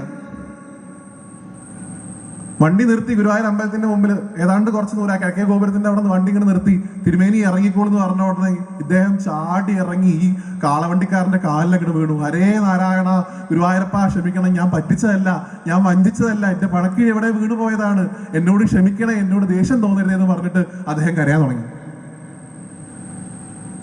ഈ കാളവണ്ടിക്കാരൻ അത്ര കണ്ട് സുഹൃത്തിയായിട്ടുള്ള ഒരു മനുഷ്യനായതുകൊണ്ട് അദ്ദേഹത്തിന് ഇത് കണ്ടിട്ട് എന്താ ചെയ്യേണ്ടതെന്ന് പറഞ്ഞാൽ അദ്ദേഹം നമസ്കരിച്ചു. തിരുമേനി, എന്തിനാ തിരുമേനി എന്നോട് ഇങ്ങനെ ചെയ്യണം? എനിക്ക് പണമൊന്നും വേണ്ട, ഒരു കുഴപ്പമില്ല, എന്നാലും തിരുമേനി ഇദ്ദേഹത്തെ പ്രദക്ഷിണം ചെയ്യുന്നു, ഇദ്ദേഹത്തിന് വേണ്ടി നാമം ചൊല്ലുന്നു, എന്തൊക്കെ ചെയ്തെന്ന് അദ്ദേഹത്തിന് തന്നെ നിശ്ചയം ഉണ്ടായിരുന്നില്ല കൂടല്ലൂരിന്. ആ കൂടല്ലൂർ തമ്പുരാന്റെ മുഖത്ത് നോക്കിയിട്ട് ഈ കാളവണ്ടിക്കാരൻ പറഞ്ഞത്രേ, അങ്ങ് എന്റെ വണ്ടിയിൽ എന്റെ കൂടെ ഇരുന്നില്ലേ, എനിക്കത് മതി. തിരുമേനിക്ക് ഏതാണ്ട് ഇദ്ദേഹം കൺവിൻസ്ഡ് ആയി എന്ന് മനസ്സിലാക്കിയപ്പോ പറഞ്ഞത്രേ, ഞാൻ ഒരിക്കലും പറ്റിക്കില്ല കേട്ടോ, ഇല്ലത്തുനിന്ന് പൈസ കിട്ടിയാ ഞാൻ നിങ്ങളുടെ വീട്ടിൽ കൊണ്ടുവന്ന് തരാം. എവിടെ നിങ്ങളുടെ വീട്, വീട്ടിൽ ആരൊക്കെ ഉണ്ട്, വിശേഷങ്ങളൊക്കെ പറയൂ. അദ്ദേഹം പറഞ്ഞത്ര, എന്റെ വീട് ഇവിടെ അടുത്ത് തന്നെയാണ്, എന്റെ തറവാട്ട് പേര് തമ്പ്രാൻ പടിക്കൽ എന്നാണ്, ഗുരുവായൂരടുത്ത്. തമ്പ്രാൻ പടിക്കൽ ചോയൂട്ടി എന്നാണ് എന്റെ പേര്. എനിക്ക് 8 മക്കളുണ്ട്. അവർക്ക് വേണ്ടിയിട്ടാണ് ഞാൻ ഈ കാള വണ്ടി ഓടിച്ച് നടക്കുന്നത്. എന്റെ ബാക്കിയുള്ള കുറച്ച് മക്കളൊക്കെ തെങ്ങ് കയറാനൊക്കെ പോകുന്നുണ്ട്. ഞങ്ങൾ ഈഴവ സമുദായാംഗങ്ങളാണ്. ഞങ്ങൾക്ക് ഗുരുവായൂരപ്പനെ അടുത്തൊന്നും വന്ന് കാണാനുള്ള ഒരു ഭാഗ്യം ഇല്ല. പക്ഷെ തിരുമേനി എന്റെ വണ്ടി കയറി ഞങ്ങൾക്ക് ഗുരുവായൂരപ്പന്റെ കഥകൾ പറഞ്ഞില്ലേ, അങ്ങയുടെ സപ്താഹത്തെ കുറിച്ച്, അങ്ങയുടെ പ്രഭാഷണത്തെ കുറിച്ച് ഞാൻ ഒരുപാട് കേട്ടിട്ടുണ്ട്. ആ ഗുരുവായൂരപ്പൻ അങ്ങേ എന്റെ വണ്ടി കയറ്റിയില്ലേ, എനിക്ക് ഇതിൽ കൂടുതൽ എന്താ വേണ്ടത്? ഒരു കാര്യം ചെയ്താൽ മതി തിരുമേനി, അങ്ങ് ഞങ്ങൾക്ക് വേണ്ടി ഗുരുവായൂരപ്പനോട് പ്രാർത്ഥിച്ചാൽ മതി എന്ന് മാത്രം പറഞ്ഞത്രേ. കൂടല്ലൂരിനടുത്ത് കൂടല്ലൂര് നമസ്കരിച്ചിട്ട് അങ്ങനെ പോയി ഗുരുവായൂർക്ക്. നിർമ്മാല്യത്തിന് ഭഗവാന്റെ നട തുറന്ന സമയം. ഗുരുവായൂരപ്പൻ ഇങ്ങനെ നിൽക്കുക ചെറുബാഹുവായിട്ട്. ഗുരുവായൂരപ്പനോട് പറഞ്ഞത്രേ, എന്നെ പൈസ ഇല്ലാഞ്ഞിട്ടും ഇതുവരെ വഴി നടത്തിക്കാതെ എത്തിച്ചവനാ, അവനും അവന്റെ കുടുംബത്തിനും വേണ്ടത് കൊടുത്തോളണം. കൂടല്ലൂരിന്റെ സ്വഭാവ ഗുരുവായൂരപ്പനോട് ചോദിച്ചു വാങ്ങിക്കൊടുക്കും. അദ്ദേഹത്തിന്റെ തറവാട്ട് പേര് ഞാൻ പറഞ്ഞു, തമ്പുരാൻ പടിക്കൽ എന്നാണ്. നിങ്ങൾക്ക് ആർക്കെങ്കിലും ഈ തറവാട്ട് പേര് കേട്ട് പരിചയമുണ്ടോ? ആർക്കെങ്കിലും? ഇന്നും ഗുരുവായൂരുണ്ട് ഈ തറവാട്, ഞാൻ വെറുതെ പറയുന്നതല്ല. തമ്പുരാൻ പടിക്കൽ എന്ന് പറയുന്ന ഈ വീട്ടുപേര് നിങ്ങൾ കേട്ടിട്ടുണ്ടോ? ഇല്ലെങ്കിൽ പറയാം. ഒരിക്കലൊരു ഗുരുവായൂർ അടുത്തൊരു ഇല്ലത്ത് ദേഹണ്ണത്തിന് പോയി ഇത്ര ഗുരുവായൂരത്തെ കീഴ്ശാന്തിമാര്. പണി കൂടുതലായിട്ട് സമയത്തിന് പണി കഴിയില്ലേ എന്ന് തോന്നിയ സമയത്ത് ഭഗവാൻ ഒരു ഉണ്ണി നമ്പൂതിരിയുടെ വേഷത്തിൽ സ്വയം വന്ന് അവരെ സഹായിച്ചു എന്നാണ്. സഹായിച്ച് പണിയൊക്കെ തീർത്ത് ഭഗവാൻ തിരിച്ചു പോകുന്ന സമയത്ത് ഭഗവാൻ ഭയങ്കരമായിട്ട് ദാഹിച്ചു. നോക്കിയപ്പോ അവിടെ ഒരാള് തെങ്ങിന്റെ മുകളിൽ നിന്ന് നാളികേരിട്ടോണ്ടിരിക്കുന്നുണ്ട്. മുകളിലേക്ക് നോക്കി ചോദിച്ചു, എനിക്ക് 2 ഇളനീരിട്ട് തരൂ. ഓ, അതിനെന്താ? 2 ഇളനീരിട്ട് അദ്ദേഹം തന്നെ വെട്ടിക്കൊടുത്തു. നല്ലോണം കുടിച്ചു. ബാക്കി നോക്കിയപ്പോ പിന്നെയും കുറച്ച് ഇളനീര് അവിടെ കിടക്കുന്നുണ്ട്. ഇത്ര നല്ല ദാഹമുണ്ട്, എന്നാലും ഇപ്പൊ എത്ര മതി, ബാക്കിയുള്ള ഇളനീര് ഗുരുവായൂർ ആറാട്ട് കടവിലേക്ക് കൊണ്ടുവന്നോളൂ എന്ന് അത്ര പറഞ്ഞു. പ്രിയപ്പെട്ടവരെ, ഇന്നും മാർച്ച് 10 തുടങ്ങണു ഗുരുവായൂരപ്പന്റെ ഉത്സവം. ഗുരുവായൂരപ്പന്റെ ആറാട്ടിന് ഗുരുവായൂരപ്പന് അഭിഷേകം ചെയ്യാനുള്ള ഇളനീര് കൊടുക്കുന്ന കുടുംബം, ഗുരുവായൂരപ്പനെ കണ്ട ആ തെങ്ങ് കയറ്റക്കാരനായിട്ടുള്ള വ്യക്തിയുടെ തറവാട്ട് പേരാണ് തമ്പുരാൻ പടിക്കൽ. ഗുരുവായൂരപ്പനോട് പറഞ്ഞേ ഉള്ളൂ കൂടല്ലൂര്, അവർക്ക് വേണ്ടത് ചെയ്തു കൊടുത്തോളണം കേട്ടോ എന്ന്. ഈ തമ്പുരാൻ പടിക്കൽ ചോയൂട്ടിയായിട്ടുള്ള കാളവണ്ടിക്കാരന്റെ 8ാമത്തെ മകൻ കിട്ട, അവന്റെ കയ്യിൽ നിന്നാ ഭഗവാൻ വാങ്ങി കുടിച്ചത് ഇളനീര്. ആലോചിച്ച് നോക്കൂ ഭഗവാന്റെ മഹത്വം. അല്ല, ഭഗവാന്റെ മഹത്വത്തെക്കാൾ ആലോചിച്ച് നോക്കൂ ഭഗവാന്റെ ഭക്തന്റെ മഹത്വം. ഇന്നും നിങ്ങൾക്ക് പോയാൽ കാണാം, ഗുരുവായൂർ 6 ദിവസം അവരുടെ വീട്ടിൽ പോയി ഗുരുവായൂർ ദേവസ്വം ആനയിച്ചു കൊണ്ടുവരും അവരെ. ആ ഇളനീരായിട്ട് അവരെ വരുന്ന പരിപാടി ഇപ്പൊ 2-3 വർഷമായിട്ട് ഗുരുവായൂർ തുടങ്ങിയിട്ടുണ്ട്. തമ്പുരാൻ പടിക്കൽ ഫാമിലി തീർന്നില്ല. ഇന്ന് ഗുരുവായൂര് ഏറ്റവും അധികം ഫൈനാൻഷ്യൽ കപ്പാസിറ്റി ഉള്ള, ഇന്നത്തെ ഭാഷയെ പറഞ്ഞാൽ ലക്ഷപ്രഭുവെന്നോ കോടീശ്വരനോ എങ്ങനെ വേണമെങ്കിൽ നിങ്ങൾ വിളിച്ചോളൂ, അങ്ങനെയുള്ള ഒരു കുടുംബമാണ് തമ്പുരാൻ പടിക്കൽ. ആര് വാങ്ങിക്കൊടുത്തതാ? ഗുരുവായൂരപ്പൻ കൊടുത്തതല്ല, ഗുരുവായൂരപ്പൻ ഇന്ന് പിടിച്ച് വാങ്ങിക്കൊടുത്തതാ കൂടല്ലൂര്. അങ്ങനെ കൊടുക്കുന്ന ആചാര്യന്മാരും അത് കേട്ട് ഗുരുവായൂരപ്പന്റെ പാതയിൽ സഞ്ചരിക്കുന്ന ഭക്തരെയാണ് നമുക്ക് വേണ്ടത്. അങ്ങനെയുള്ള ആൾക്കാർ വേണം. അങ്ങനെ ഉണ്ടെങ്കിൽ മാത്രമേ ഈ ധർമ്മത്തിന് നിലനിൽപ്പുള്ളൂ. അങ്ങനെ ഉണ്ടെങ്കിൽ മാത്രമേ കൃത്യമായിട്ട് ഭഗവാൻ നിങ്ങളുടെ മനസ്സിലേക്ക് വരുള്ളൂ. ഗുരുവായൂരപ്പന്റെ തന്നെ പ്രോമിസ് ഉണ്ടല്ലോ, അഹം ഭക്ത പരാധീന, ഞാൻ എന്റെ ഭക്തന്മാരിൽ പരാധീനനാണ്. നിങ്ങൾ സഹസ്രനാമം ചൊല്ലുമല്ലോ നാളെയൊക്കെ, എല്ലാത്തിലും ഭഗവാൻ ഇങ്ങനെ സ്തുതിക്കും. കൃഷ്ണ നീ അങ്ങനെയല്ലേ, നീ വിരൂപാക്ഷനല്ലേ, നീ സഹസ്രനാമജനല്ലേ, ഇങ്ങനെ ചൊല്ലും. ഒരു സ്ഥലത്ത് ഒരേ ഒരു പോയിന്റിൽ കൃഷ്ണൻ, ഗുരുവായൂരപ്പൻ എന്ന് പറയുന്ന ഭഗവാൻ കംപ്ലീറ്റ് ഫെയിലിയർ ആണ്, ഭൂലോക തോൽവിയാണ് ഭഗവാൻ. എവിടെ? ഭക്തനെ അവനിൽ നിന്ന് പിരിക്കാൻ ഭഗവാൻ സാധിക്കില്ല. നിങ്ങൾ മുറുക്കെ പിടിച്ചാൽ ആ പിടുത്തം വിടിപ്പിക്കാൻ ഒരു ഗുരുവായൂരപ്പന് സാധിക്കില്ല. മുറുക്കെ പിടിച്ചോളൂ. നേരത്തെ പറഞ്ഞല്ലോ, അഹം ഭക്ത പരാധീന, എന്റെ ഭക്തന്മാരിൽ ഞാൻ പരാധീനാണ്. അവരെ ആശ്രയിച്ചു കഴിഞ്ഞാൽ എനിക്ക് ചെയ്യാതിരിക്കാൻ സാധിക്കില്ല. എങ്ങനെ ആശ്രയിക്കണം? സമ്പൂർണ്ണ ശരണാഗതിയോടുകൂടി ആശ്രയിക്കണം. അപ്പോഴേ സാധിക്കുള്ളൂ. എന്താണ് ഈ സമ്പൂർണ്ണ ശരണാഗതി എന്ന് നിങ്ങൾക്ക് തോന്നുന്നുണ്ടോ? ഗുരുവായൂരപ്പനിലേക്ക് എന്ത് സംഭവിച്ചാലും ഭഗവാനെ ഇത് അവിടുത്തെ ഇച്ഛ എന്ന് പറയാൻ നമുക്ക് എത്ര ആൾക്ക് സാധിക്കും? ആറ്റുനോറ്റുണ്ടായ ഉണ്ണി മരിച്ചപ്പോ പൂന്താനത്തിന് സാധിച്ചു. ഭഗവാൻ ഇത് അവിടുത്തെ ഇച്ഛ. അങ്ങ് മനസ്സിൽ ഉണ്ണിയായി കളിക്കുമ്പോ എനിക്ക് എന്തിനാ വേറെ ഉണ്ണികൾ? അദ്ദേഹത്തെ പോലെ സാധിക്കണം. അങ്ങനെ സാധിച്ച അദ്ദേഹം പൂന്താനായതുകൊണ്ടും അദ്ദേഹത്തിന് കുറെ വേദഗ്രാഹി ഉള്ളത് കൊണ്ടും അദ്ദേഹത്തിന് അങ്ങനെ സാധിച്ചുല്ലോ, അങ്ങനെയാണോ? അല്ല. ഗുരുവായൂരടുത്ത് ഒരു കൊച്ചു അമ്മയുടെ കഥ പറയും. കൊച്ചു അമ്മ എന്ന് പറഞ്ഞൊരു അമ്മ ഉണ്ടായിരുന്നു ഗുരുവായൂരടുത്ത്. ഒരു പാവപ്പെട്ട സ്ത്രീ. ജാതിയുടെ നിലവാരമൊക്കെ നോക്കുകയാണെങ്കിൽ ഇന്ന് പറയപ്പെടുന്ന താഴ്ന്ന ശ്രേണിയിൽ ഉള്ള ഒരു സ്ത്രീ. ഗുരുവായൂരപ്പൻ എന്ത് ജാതി, ഗുരുവായൂരപ്പൻ എന്ത് മതം? ഗുരുവായൂർ ശ്രീലകത്തിന്റെ അല്ലെങ്കിൽ ഗുരുവായൂർ ദേവസ്വം ബോർഡ് വെച്ചിട്ടുണ്ട് അഹിന്ദുക്കൾക്ക് പ്രവേശനമില്ലാന്ന്. ഗുരുവായൂരപ്പൻ മനസ്സിലേക്ക് വരാൻ ജാതി മതമൊന്നും ആവശ്യമില്ല. ഗുരുവായൂർക്ക് പോകാനേ പ്രശ്നമുള്ളൂ. കൊച്ചമ്മ വിളിക്കുക എന്റെ ഗുരുവായൂരപ്പ എന്നാണ്. അകത്തിരിക്കുന്ന ആൾക്കാർ പതുക്കെ പറയത്രേ ഞങ്ങളുടെയും. അങ്ങനെ ആ പാവം ഒരിക്കൽ പോലും ഒന്ന് നേരാവണ്ണം ഗുരുവായൂരപ്പനെ കാണാതിരിക്കുന്ന സമയത്താണ് ഇന്ന് നിങ്ങൾ കാണുന്ന ഗുരുവായൂരപ്പന്റെ സ്വർണ്ണ കൊടിമരത്തിന്റെ പ്രതിഷ്ഠ ഉണ്ടാവുന്നത്. ഇന്ന് കാണുമല്ലോ വിസ്തരിച്ച്. ഇപ്പൊ സ്വർണ്ണക്കൊടിമരം സ്ഥാപിക്കുന്നതിന് മുമ്പായിട്ട് അതിനായിട്ട് എടുത്തിട്ടുള്ള കുഴിയിൽ ഏറ്റവും വിശിഷ്ടമായിട്ടുള്ള ധാന്യങ്ങള്, സ്വർണം, എന്തൊക്കെയാണോ അമൂല്യമായിട്ടുള്ളത് അതൊക്കെ ഇടുന്നൊരു പതിവുണ്ട്. ഇപ്പൊ കൊച്ചുമ്മ എങ്ങനെ നിൽക്കുന്നുണ്ട്, ആൾക്കാരൊക്കെ എന്തൊക്കെയോ കുറെ പൈസയും കാര്യങ്ങളൊക്കെ കൊണ്ടുവരുന്നുണ്ട്. ഇയമ്മ നോക്കിയപ്പോ ഇയമ്മ എടുത്ത് 10 പൈസ ഇല്ല. കയ്യിലാണെങ്കിൽ ഒരു സ്വർണ്ണാഭരണം ചോദിച്ചപ്പോ എന്ത് സ്വർണം? സ്വർണ്ണമൊന്നും കണ്ടിട്ടേ ഇല്ലായിരുന്നു ജീവിതത്തില്. ചുറ്റും നോക്കി എന്താ കൊടുക്കാനുള്ളത് ഗുരുവായൂരപ്പന്? ഒന്നും കൊടുക്കാനില്ലല്ലോ. അയ്യോ ഭഗവാനെ, എല്ലാരും കൊടുക്കുമ്പോ ഞാൻ മാത്രം അങ്ങനെ മാറി നിൽക്കേ. എന്താ ഉള്ളേ? നിങ്ങനെ നോക്കിയപ്പോ കഴുത്തില് വെള്ളിയാണ് എന്ന് പറയപ്പെടുന്ന കറുത്ത് കറുത്ത് കറുത്തൊരു നാര് കണ്ടു. ഇത്ര ഒരു നാര്, വീതിയൊന്നുമില്ല, ഇതിന് കനമൊന്നുമില്ല. ഒരു നാര്, വെള്ളിയുടെ ഒരു നാര്. ഇട്ട കാലത്ത് പറയും അത് വെള്ളിയാണ്. അതങ്ങോട്ട് പൊട്ടിച്ചു അത്രേ. വിളിച്ചു, ഗുരുവായൂരപ്പ എനിക്ക് തരാൻ ഇതേ ഉള്ളൂ പറഞ്ഞാണ്ട് ഇട്ടു അത്ര ആ കുഴിയിലേക്ക്. എത്ര പേര് കൊടുക്കും നമ്മള്? നിങ്ങളോട് നിങ്ങളുടെ കഴുത്തിലെ മാല പൊട്ടിച്ചു കൊടുക്കണം എന്നല്ല ഞാൻ പറയുന്നത്. പക്ഷെ ഈ ഒരു മനസ്സ് നമുക്ക് എത്ര പേർക്കുണ്ട്? ആ മനസ്സാണ് ഭാഗവത് നിങ്ങൾക്ക് ഉണ്ടാക്കി തരുന്നത്. നാളെ ഇന്ദ്രദ്യുമ്നൻ നാരായണ അഖില ഗുരു ഭഗവൻ നമസ്തേ എന്ന് വിളിക്കുമ്പോ ഭഗവാനോട് പ്രാർത്ഥിക്കുക, ഭഗവാനെ ആ മനസ്സുണ്ടാവണേ. ആ മനസ്സുണ്ടായാൽ മതി, വേറെ ഒന്നും വേണമെന്നില്ല. ആ മനസ്സുണ്ടാക്കി എടുക്കുന്ന പ്രോസസ്സാണ്, വർക്ക്ഷോപ്പാണ് സത്യം പറഞ്ഞാൽ ഈ ഭാഗവതം. അത് എത്ര പെട്ടെന്ന് നിങ്ങൾക്ക് ഉണ്ടാക്കിയെടുക്കാൻ സാധിക്കുന്നോ അത്രത്തോളം നിങ്ങൾക്ക് കൂടല്ലൂരിനെ പോലെ ഗുരുവായൂരപ്പൻ്റെ നിന്ന് പിടിച്ചു വാങ്ങാം, ചീത്ത പറഞ്ഞു വാങ്ങാം, ഗുരുവായൂരപ്പനോട് പിണങ്ങി നടക്കാം, ഗുരുവായൂരപ്പനോട് കലഹിക്കാം, ഗുരുവായൂരപ്പനെ ചീത്ത പറയാം, എന്തും ചെയ്യാം. പാവം കുറൂരമ്മ ഉണ്ണിയോട് പറയത്രേ, പൂ വറുത്തിട്ട് വരൂ, അല്ലെങ്കിൽ പാത്രങ്ങളൊക്കെ തേച്ച് കഴുകി തരൂ, അല്ലെങ്കിൽ ഇന്ന നേദ്യത്തിനുള്ള കാര്യങ്ങൾ ഉണ്ടാക്കി വെക്കൂ. ഇപ്പൊ തമാശയ്ക്ക് ഭഗവാൻ ഉണ്ണിയാണ് അമ്മയോട് പറയത്ര, എന്തിനാണ് ഈ കല്ലിനെയൊക്കെ പൂജിക്കണേ? എന്നെ പൂജിച്ചാ പോരെ, എന്നെ പൂജിച്ചാ പോരെ, ഞാൻ ഇവിടെ നിൽക്കണില്ലേ? ഉണ്ണിയാണെന്നേ അറിയുള്ളൂ, ഭഗവാനാണെന്ന് അറിയില്ല. എന്നാലും ഭഗവാൻ എറിഞ്ഞു നോക്കുക, കിട്ടുകയാണെങ്കിൽ കിട്ടട്ടെ വെച്ചിട്ട്. അമ്മേ, ഈ കല്ലിന് മാലിടുന്നതും ഇതിന് പായസം കൊടുക്കണൊക്കെ നിർത്തൂ, ഞാനിവിടെ ഇല്ലേ, എനിക്ക് തന്നൂടെ പായസം, എനിക്കിട്ടൂടെ മാല, ഞാൻ മാലട്ട, എന്ത് ഭംഗി ഉണ്ടാവും കാണാൻ. അമ്മ പറയും, അഹങ്കാരൊന്നും പറയരുത്, മര്യാദയ്ക്ക് പോയി ചെയ്യും. ആ മര്യാദയ്ക്ക് പോയി ചെയ്യും. ഭഗവാനെ കെട്ടിയിട്ട ആൾക്കാർ രണ്ടുപേരേ ഉള്ളൂ. ആരൊക്കെ? ദുര്യോധനൻ ഭഗവാനെ ദൂത് സമയത്ത് കെട്ടിയിടാൻ ശ്രമിച്ചിട്ട് എന്താ ഉണ്ടായെന്ന് നിങ്ങൾക്കറിയാം. കെട്ടിയിട്ടവർ രണ്ടുപേരേ ഉള്ളൂ. ഒന്ന് യശോദ അമ്മ.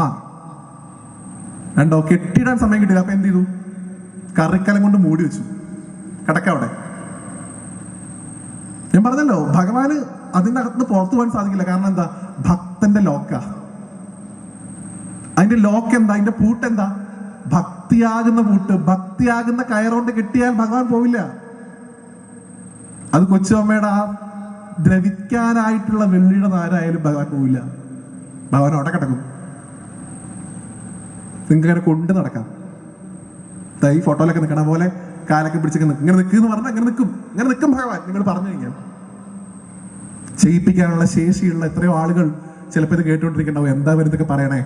അവരെയൊക്കെ ഞാൻ നമസ്കരിക്കുന്നു. അവർ പുറത്തേക്ക് പറഞ്ഞുകൊണ്ട് നടക്കില്ല, ഞാൻ ഇന്നലെ മയിൽപ്പീര് കണ്ടു, ഇന്നലെ ഓടക്കുഴലിന്റെ വിളി കേട്ടു എന്നു. അവർക്കറിയാം ഗുരുവായൂരപ്പൻ ആരാണ്. അങ്ങനെ കൊണ്ട് നടന്നാൽ ആ സത്യവസ്തുവായിട്ടുള്ള ഭഗവാനെ മനസ്സിലേക്ക് മാത്രം ഇങ്ങനെ കേന്ദ്രീകരിച്ചു വന്നാൽ ഗുരുവായൂരപ്പന്റെ ഏറ്റവും പ്രധാനപ്പെട്ട ഭക്തനായിട്ടുള്ള കാശി തമ്പുരാൻ പറഞ്ഞതുപോലെ ഗുരുവായൂർ പോവാതെയും ഗുരുവായൂരപ്പനെ നിങ്ങൾക്ക് ഇങ്ങനെ കൊണ്ടു നടക്കാം. അദ്ദേഹം പറഞ്ഞ വാക്കുകളാണ്. ഗുരുവായൂരപ്പനെ കാണാൻ നിങ്ങൾ ഇങ്ങോട്ട് വരണ്ടെന്ന് പറഞ്ഞു ഭക്തരോട്.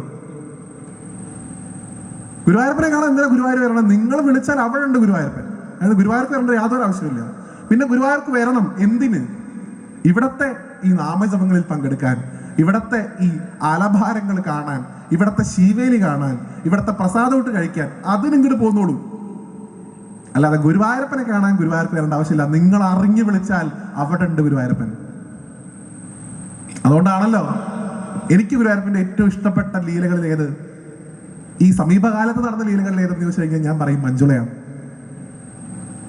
പാവം പെൺകുട്ടി മാല കെട്ടി. എനിക്കറിയാം എത്രയോ അങ്ങനെയുള്ള പെൺകുട്ടികളെ. ഞാൻ ഇന്ന് ഇവിടെ വരുന്ന സമയത്ത് എൻ്റെ കൂടെ വന്ന ആളുകൾക്കറിയാം ഗുരുവായൂരപ്പനെ അങ്ങനെ സ്നേഹിക്കുന്ന ആൾക്കാർ. എന്നോട് ഞാൻ ഇവിടെ വരുമ്പോൾ സംസാരിച്ച ആളുകൾ, എൻ്റെ കൂടെ ഫോട്ടോ എടുത്ത ആൾക്കാർ, എനിക്കറിയാം ഇതൊന്നും എനിക്ക് കിട്ടുന്നതല്ല, ഇതൊക്കെ ഇങ്ങേർക്കുള്ളതാണ്. ഇങ്ങനെ നിങ്ങൾ സ്നേഹിക്കുന്നതിന്റെ ഒരു അംശമാണ് എനിക്ക് കിട്ടുന്നത്. ഞാൻ എവിടെയെങ്കിലും പോകുമ്പോൾ ആൾക്കാർ എൻ്റെ കൂടെ ഫോട്ടോ എടുക്കുന്നുണ്ടെങ്കിൽ, എന്നോട് സംസാരിക്കുന്നുണ്ടെങ്കിൽ, ഫോണിൽ കാണാറുണ്ട് കേട്ടോ എന്ന് പറയുന്നുണ്ടെങ്കിൽ അത് എന്റെ ക്രെഡിറ്റ് അല്ല, ഇങ്ങേറോടുള്ള നിങ്ങളുടെ സ്നേഹം.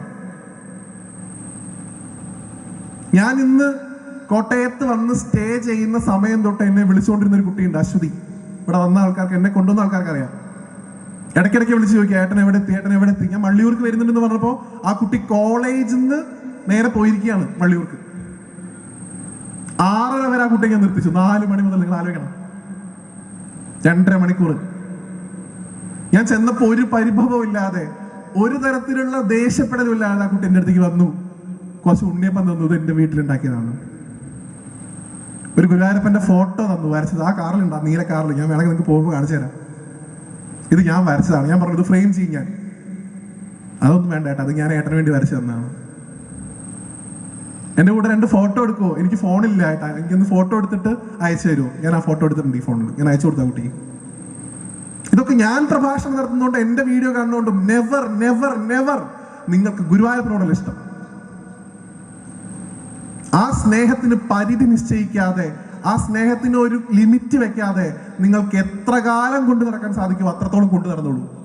കാരണം ഭഗവാന്റെ പ്രോമിസ്, അഹം ഭക്തപരാധീന, ഞാൻ ഭക്തന്മാരുടെ അടിമയാണ്. ഇവിടെ നരസിംഹാവതാരം വായിച്ച ദിവസമാണ്, നവതാഭക്തിയാണ് പറഞ്ഞ് അവസാനിപ്പിച്ചത്. ഏറ്റവും അവസാനത്തെ ഭക്തിയുടെ ലവയം ആത്മനിവേദനം, അല്ലെങ്കിൽ നമുക്ക് സാധാരണ മലയാളത്തിൽ ആത്മസമർപ്പണം എന്ന് പറയാം. ഞാൻ തുടക്കത്തിൽ 1ാമത്തെ ശ്രവണം എടുത്ത് രുക്മിണിയെ കുറിച്ച് പറഞ്ഞു, പ്രഹ്ലാദനെ കുറിച്ച് പറഞ്ഞു. ബാക്കിയുള്ളവരൊക്കെ നിരവധിയായിട്ടുള്ള ഭക്തരുണ്ട്, ഇല്ലാന്നല്ല.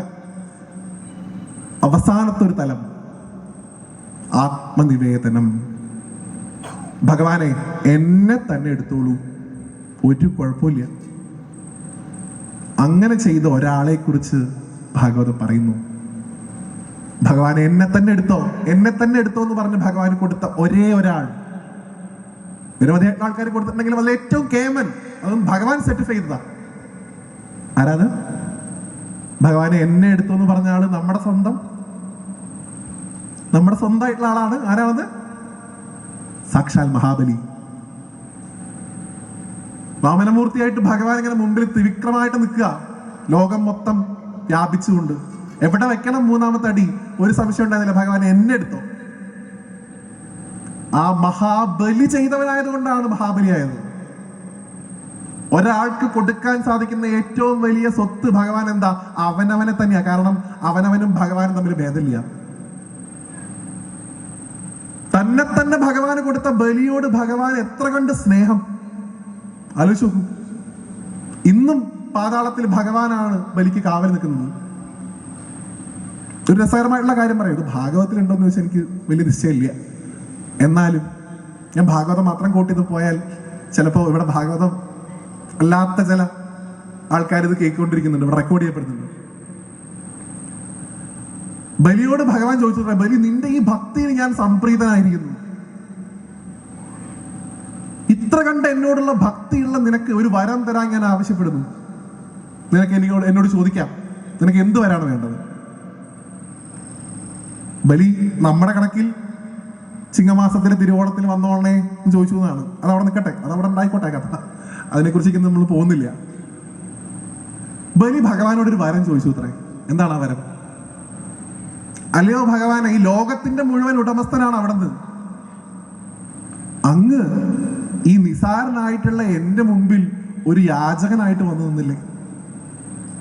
എന്നോട് അവിടെ നിന്ന് അപേക്ഷിച്ചില്ലേ, അഭ്യർത്ഥിച്ചില്ലേ?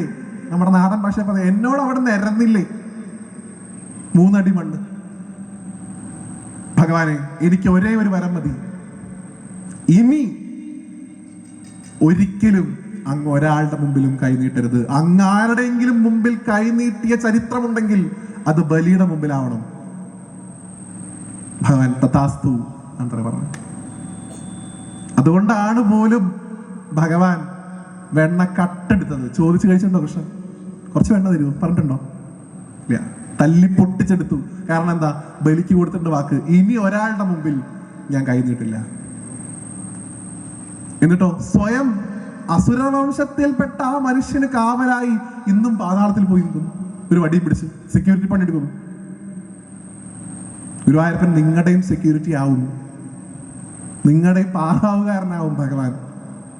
എപ്പോ?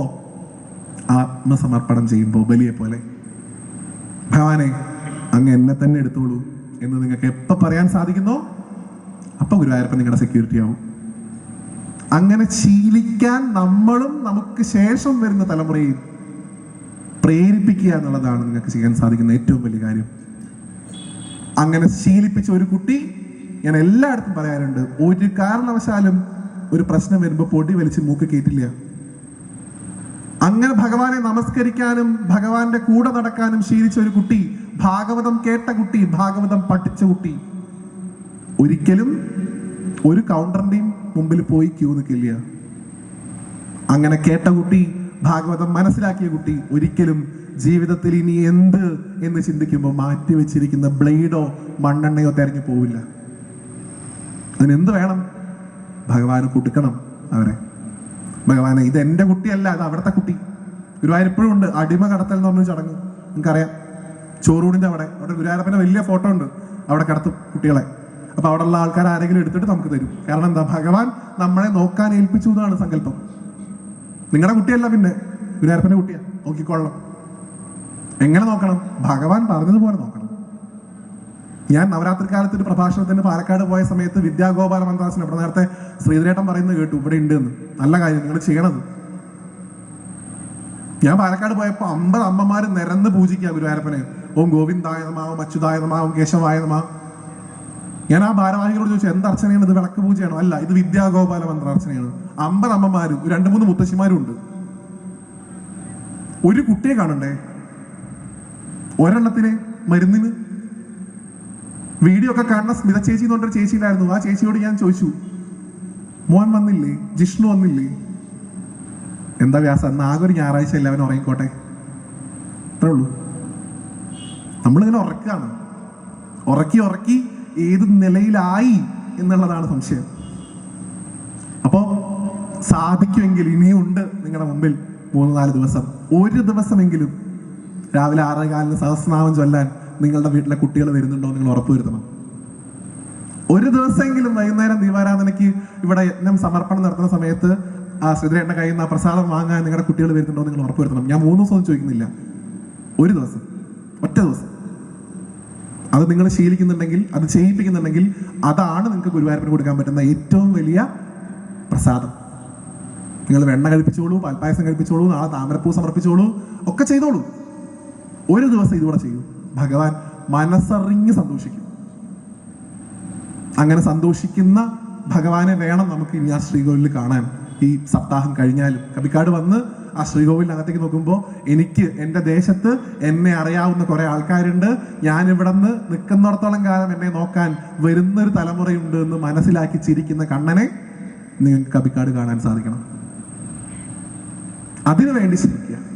അതിനാണ് ഭാഗവതം ഇവിടെ ഇങ്ങനെ വിസ്തരിച്ച് പറയുന്നത്. ഭാഗവതം ആർക്ക് വേണ്ടിയിട്ടുള്ളതാ? സാധാരണക്കാർക്കുള്ളതല്ല ഭാഗവതം. സാധാരണക്കാർ കേൾക്കണം, എന്നിട്ട് എങ്ങനെയായി മാറണം? ഭാഗവതം പരമഹംസന്മാർക്കുള്ളതാണ്.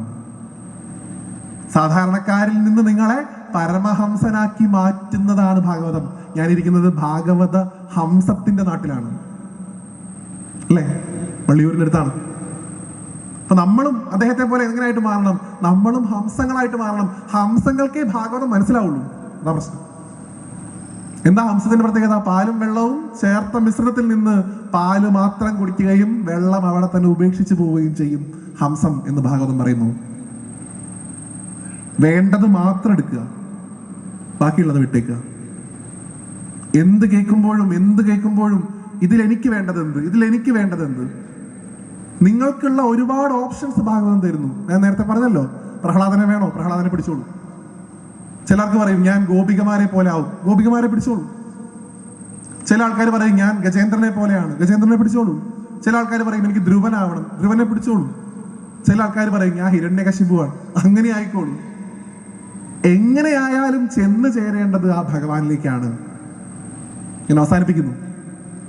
ഇവിടെ ഇന്ന് വായിച്ചു തീർത്തത് നരസിംഹാവതാരം. നാളെ പ്രഹ്ലാദന്റെ സ്തുതി അടക്കം ഇന്ന് വായിച്ചു എന്നാണ് എൻ്റെ ഓർമ്മ. ആ ഭഗവാന്റെ മഹത്വം ഇവിടെ നേരത്തെ ശ്രീധരേട്ടൻ പറഞ്ഞല്ലോ, സനകാദി മുനിമാര് വന്ന് ഭഗവാനെ കാണാൻ പോയ സമയത്ത് ഇത്തിരി ഇല്ലാത്ത ചെക്കന്മാര് തുണി കൊടുക്കാണ്ട് എൻ്റെ സ്വാമിയെ കാണാൻ വന്നോ, കടക്ക് പുറത്ത് എന്നാണ് പറഞ്ഞത് ജയവിജയന്മാര്. കൊടുത്തു ശാപം, 3 ജന്മം അസുരന്മാരായിട്ട് ജനിച്ചു വാ, അപ്പ നോക്കാ ഇനി വൈകുണ്ഠം. ആദ്യത്തെ ജന്മമാണ് ഹിരണ്യാക്ഷനും ഹിരണ്യകശിപുവും. അടുത്തതാണ് രാവണനും കുംഭകർണനും. അതിൻ്റെ അടുത്തതാണ് ശിശുപാലനും ദന്തവക്തനും. ഈ ഒരു ഭാഗത്ത് മാത്രം ഞാൻ പറയട്ടെ പ്രിയപ്പെട്ടവരെ. രാജസൂയം കേൾക്കുന്ന നിങ്ങളോട് ഇത് പറയുന്നതിൽ തെറ്റുണ്ടോ എന്ന് എനിക്കറിയില്ല. എങ്കിൽ പോലും രാജസൂയത്തിന് ക്ഷണിച്ചുകൊണ്ട് നാരദ മഹർഷി നിൽക്കെ ഭഗവാൻ യുധിഷ്ഠിരനൊരു കത്തെഴുതും. ഭഗവാനെ, ഞങ്ങൾ രാജസൂയം നടത്താൻ പോവുകയാണ്, അങ്ങ് വരണം, ഞങ്ങളുടെ കൂടെ നിൽക്കണം, ആശീർവദിക്കണം. അങ്ങേക്കൊപ്പം നിൽക്കുന്നവർക്ക് ഉണ്ടാകുന്ന ഐശ്വര്യവും എതിര് നിൽക്കുന്ന ആളുകൾക്ക് ഉണ്ടാവുന്ന വിനാശവും ലോകം കാണട്ടെ എന്നാണ് ആ ഇൻവിറ്റേഷൻ.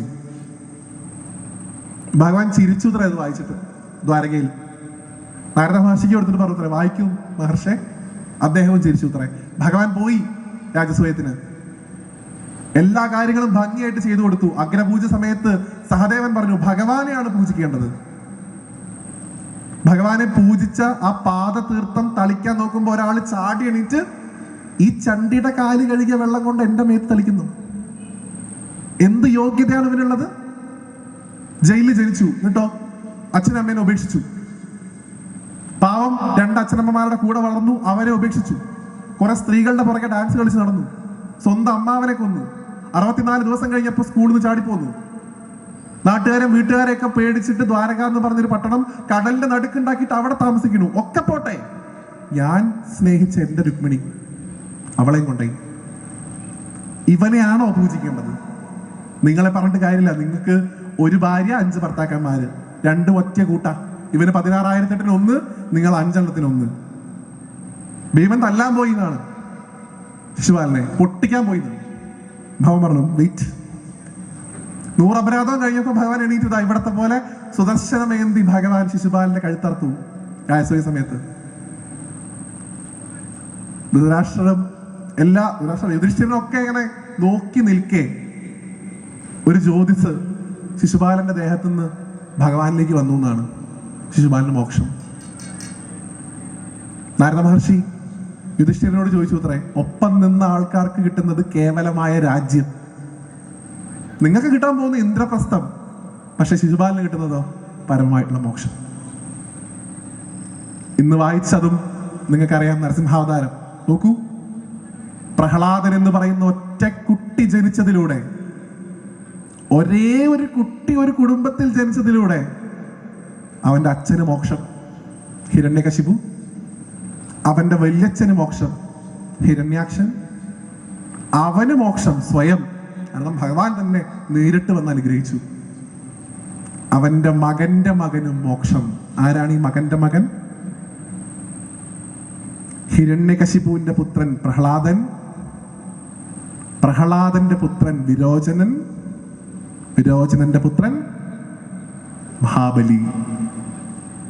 4 തലമുറയ്ക്ക് അടുപ്പിച്ച് മോക്ഷം ഒറ്റ കുട്ടിയിലൂടെ, പ്രഹ്ലാദനിലൂടെ. ഒരു കുട്ടി ജനിച്ചപ്പോ അച്ഛന് മോക്ഷം, വല്യച്ഛന് മോക്ഷം, അവന് മോക്ഷം, അവന്റെ പേരക്കുട്ടിക്ക് മോക്ഷം. ഞാൻ ആരാധനയോടുകൂടി കാണുന്ന ശരദേട്ടൻ പറയും, ഗുരുവായൂരപ്പൻ എല്ലാം കുടുംബത്തെ കൊടുക്കും.